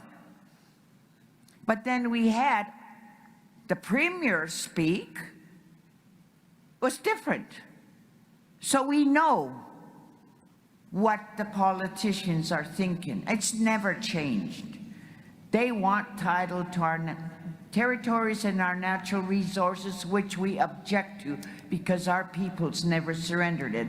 And in that way, we have to find ways for our children, our grandchildren, those yet unborn, to prosper from the territory that the Creator gave us. The Creator didn't give us this land to give it to the government of Canada. So we got to put our points straight. And we have the authority to tell Canada no. Why are we afraid to tell Canada no? And the other things, only the rights holders can speak to their treaty and inherent rights and their human rights. So again, I request that Tsutina be recorded as opposing this resolution. Thank you. Miigwech. Proxy Crowchild. So again, your comments have been noted and recorded and will be recorded officially. Again, I'll follow the order. Microphone number 1. At this point, is there anybody else other than the 3? Anybody else that wishes to speak to the resolution? I see none. I'd like to allow opportunity. I see one more. So at this point, I will close the speakers list with the 4 speakers. Microphone number 1, please. Yeah, hi. Thank you for listening to my words. I have to agree with Regina Crowchild in her statements. I am Chief Ross Montour of the Mahal Council of Kahnawake, acting as proxy for Grand Chief Cody Daibo. We will also, although we will not take part in a vote, we are in opposition to this. We are in opposition to the previous one as well. The One Canada Act, Bill C5, whatever it is, okay, we cannot accept it, okay, because it, again, the statement is made is there's no connection to the rights holders. This organization does not represent or can negotiate with the Government of Canada on the basis for us as rights holders. We are disturbed at comments that were made about, you know, the Prime Minister by the National Chief. I have a letter that I would like to hand deliver to the National Chief, respecting our position on this whole One Canada Act. So we are in opposition, so we join with those in opposition. It looks good on paper, but it's not. Okay. If I can hand it to somebody to hand it to you. Maybe we'll get one of our staff to pick it up. If I can have, oh, maybe, okay, we'll have somebody pick it up. Thank you. Miigwech. Yep. Yeah. Microphone 2.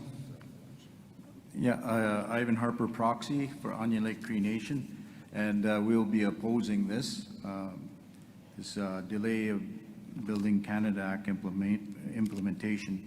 So it pretends to protect rights by asking for delays, but still directs AFN to advocate on issues that are nation to crown. Moves towards AFN negotiating joint decision-making with Canada over lands and rights. This resolution does not reject Canada's framework, it legitimizes it, with AFN asserted as the voice. So delay is not protection. This resolution accepts Canada's framework and makes AFN the gatekeeper of treaty voices. Thank you.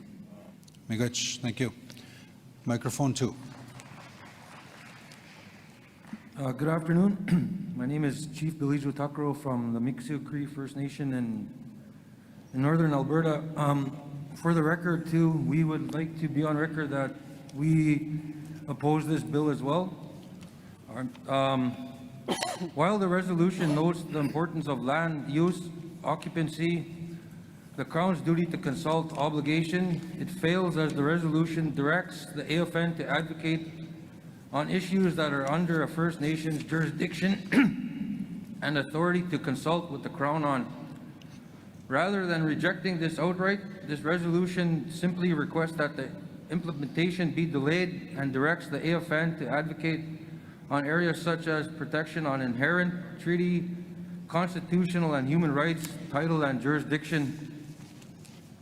AFN to advocate and negotiate joint decision-making with First Nations governing authority is that a corporate body like the AFN? My recommendations for this is to vote no for this resolution. Please join me in saying, AFN, please get back to your original mandate. None of us have time to keep coming back here and fighting the same fights with our own people. Stay out of the treaty and stop consulting for us, taking our authority and impacting our rights. And why I make mention to that is because if we do hand over the mandate to AFN to consult on our behalf for a blanket process for all of Canada will not fit for my people, especially being in downstream from the oil sands. We are deeply affected by being downstream. Our word is not being heard on any level. I've spoke to the Prime Minister, the Premier, and as well industry to bring down the water guidelines and the thresholds for what they deem as safe drinking water. And why I say what they deem as safe drinking water is because anything under certain thresholds, regardless if it's 0.05 or 0.02, they deem that as good for human consumption. But we know for a fact that if people do not listen to what I'm saying, Your areas that you guys say are pristine with good drinking waters, good, safe, drinking water, healthy water is the key, not safe, that you guys too will be suffering the same, I guess, conditions we are now. This Bill C-5, we as First Nations, we need to use it as leverage to get what we want for our First Nations. I drove here from Alberta, and I knew for a fact I was coming close to a First Nations community because that's where the pavement stopped. And as I drove by non-Indigenous communities, pavement everywhere. And for 150 years, some treaty nations have been fighting the same fight. And now you guys are going to line up with your handouts and believe the government that this is the time that they are going to actually abide by the treaty? Maybe take a step back, take a look at what's happening in the oil sands area and how my people are being sick. I lost 2 of my elders this past week to cancer, and I just got home last week and I found 10 seconds. out. I don't care about your seconds. This is serious stuff that people need to take substance of what I'm saying. It's not exaggeration. I've been the chief for 3 years now. Minimum of 50 people have gotten cancer. And what happens to my people is they're 3 to 4 months behind, but yet you guys are going to stand here and put your hands out and believe the government?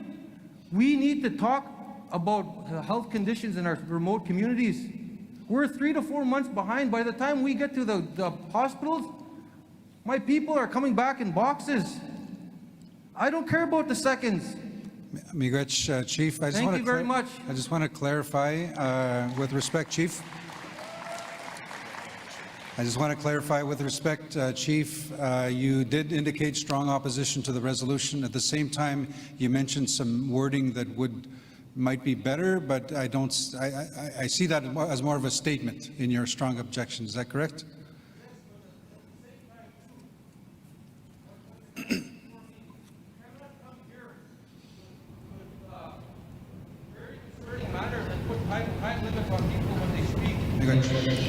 Thank you. Final speaker, and again, up to 4 minutes. And again, Chiefs, these are the rules that you've given us. You've adopted the rules of procedure, your rules that you've given us, so that we can have maximum discussion and allow to speak on so many very important issues. The time allocation that you've given us to follow is 4 minutes, and that comes from the Chiefs in Assembly. So with that, up to 4 minutes, microphone 2. Well, we've heard a lot about the infringement on our territories to promote the economy of Canada, both historically and going forward.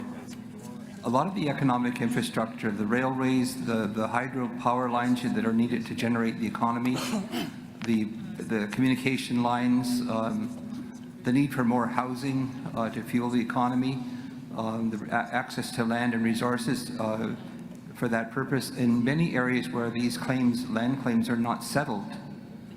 And yet the government cuts funding for research to frustrate that process. And so there's a lack of justice in the way that our people are being dealt with. And so I think it would be, and there's already been another suggestion by one of the previous chiefs that the government should be meeting with us to talk about these issues that stem from this Bill C-5, and I totally agree with that. So I would ask the mover to consider a friendly amendment. The Prime Minister, call on the Prime Minister and Minister of Crown Relations to settle the land claims that are outstanding, where the Crown has already given permission to build economic infrastructure, the railways, the hydro lines, the pipelines, the roads and highways that cross our traditional territory that's not been settled, and without an agreement of our First Nations, as a condition on working with First Nations, and that the Prime Minister commit to meeting with the First Nations to talk about existing claims and develop a plan of action to address and expedite the resolution and settlement of existing claims. Because they want access to more, and they haven't settled with what's already there. That's the point. Thank you. Thank you, Chief Miracle. So we have a proposed amendment It's up on the screen. I will read it in for the record and look to the mover and seconder. So this would be number 4. It would be therefore be resolved number 4, call on the Prime Minister and the Minister of Crown Indigenous Relations to settle land claims where existing economic infrastructure such as railways, hydro lines, oil pipelines, roads and highways have already been built without agreement of First Nations as a condition of working with First Nations, and that the Prime Minister commit to meeting with the First Nations, commit to meeting with First Nations with existing claims to develop a plan of action to address and expedite the resolution and settlement of existing claims. So that's the proposed amendment. Mover, are you okay with that? Yes. Seconder, Proxy Roy, if you can please unmute yourself, and if we can have Encore have him up on the screen, please. Are you okay with that?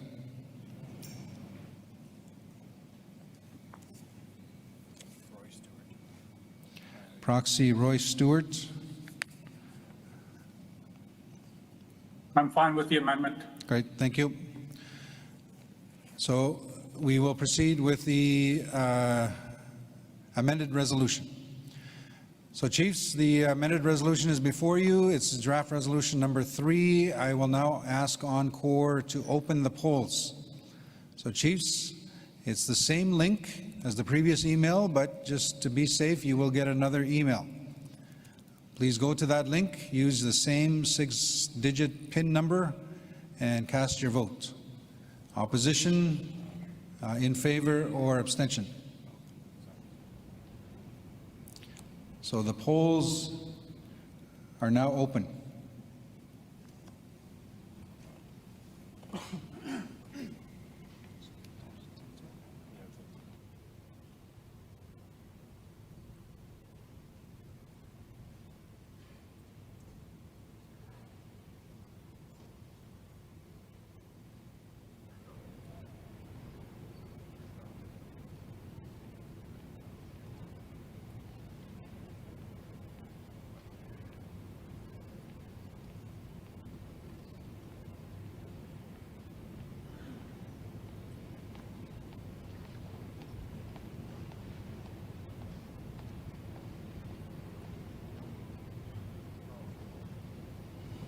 So we'll give it a few minutes for the voting.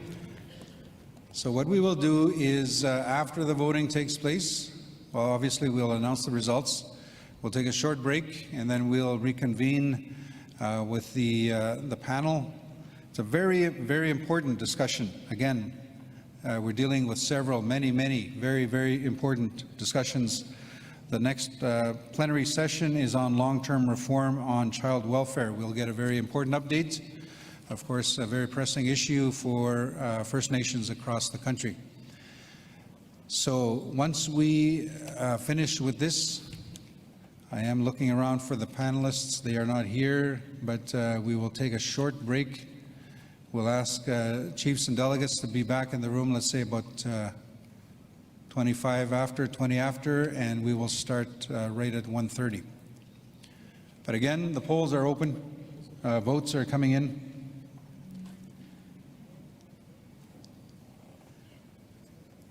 If you have any issues, again, if I can have the contact information up on the screen, please. Encore, if you can put on the screen the phone number for technical support, also the email address.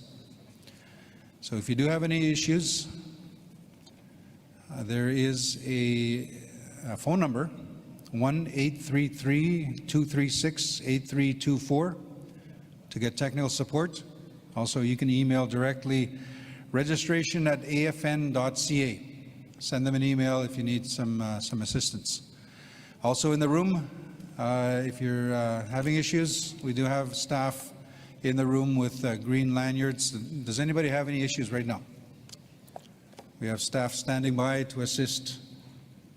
The votes are coming in. We'll give it another couple of minutes. And again, those here in the room at the convention center here in Winnipeg, of course, and those on Zoom, We have quite a few delegates that are joining us virtually. All voting takes place the same way. And we will get an accurate count, an actual count of the vote. A reminder, the threshold, we talked about this, these are your rules, chiefs, 60%. And so 60% of those cast, we do not include the abstentions. You can abstain, but it counts as if you have not voted. You have not taken a position either way. So we take the total of those that voted for and those that voted against, and the threshold is 60%. We've been open for about 4 minutes. I'll take it to 5 minutes, and then we'll close it at that point.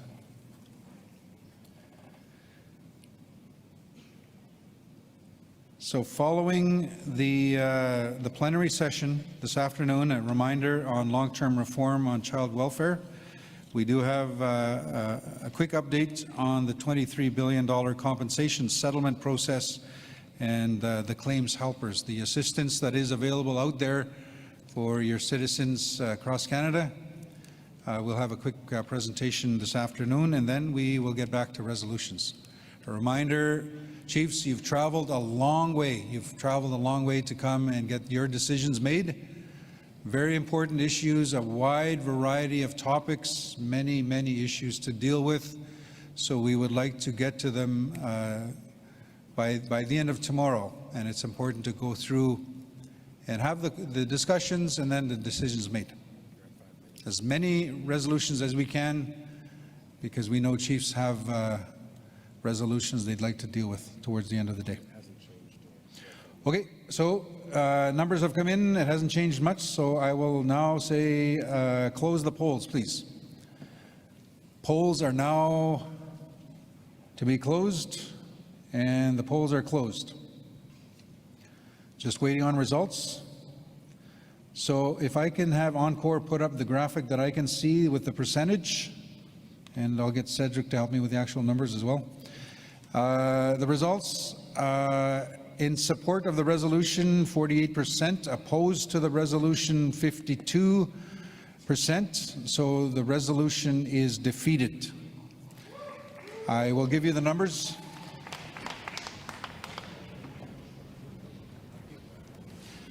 The actual numbers in the vote is 74 votes for, 79 votes opposed, 10 abstentions. There were a total of 163 votes cast. So with that, thank you very much. We will be back. Please be here about 25 after.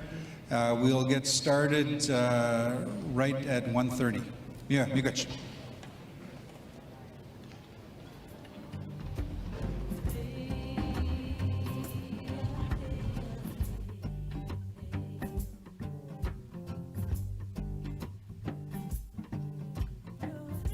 Holy man, thought I could depend on you. Guess I misunderstood.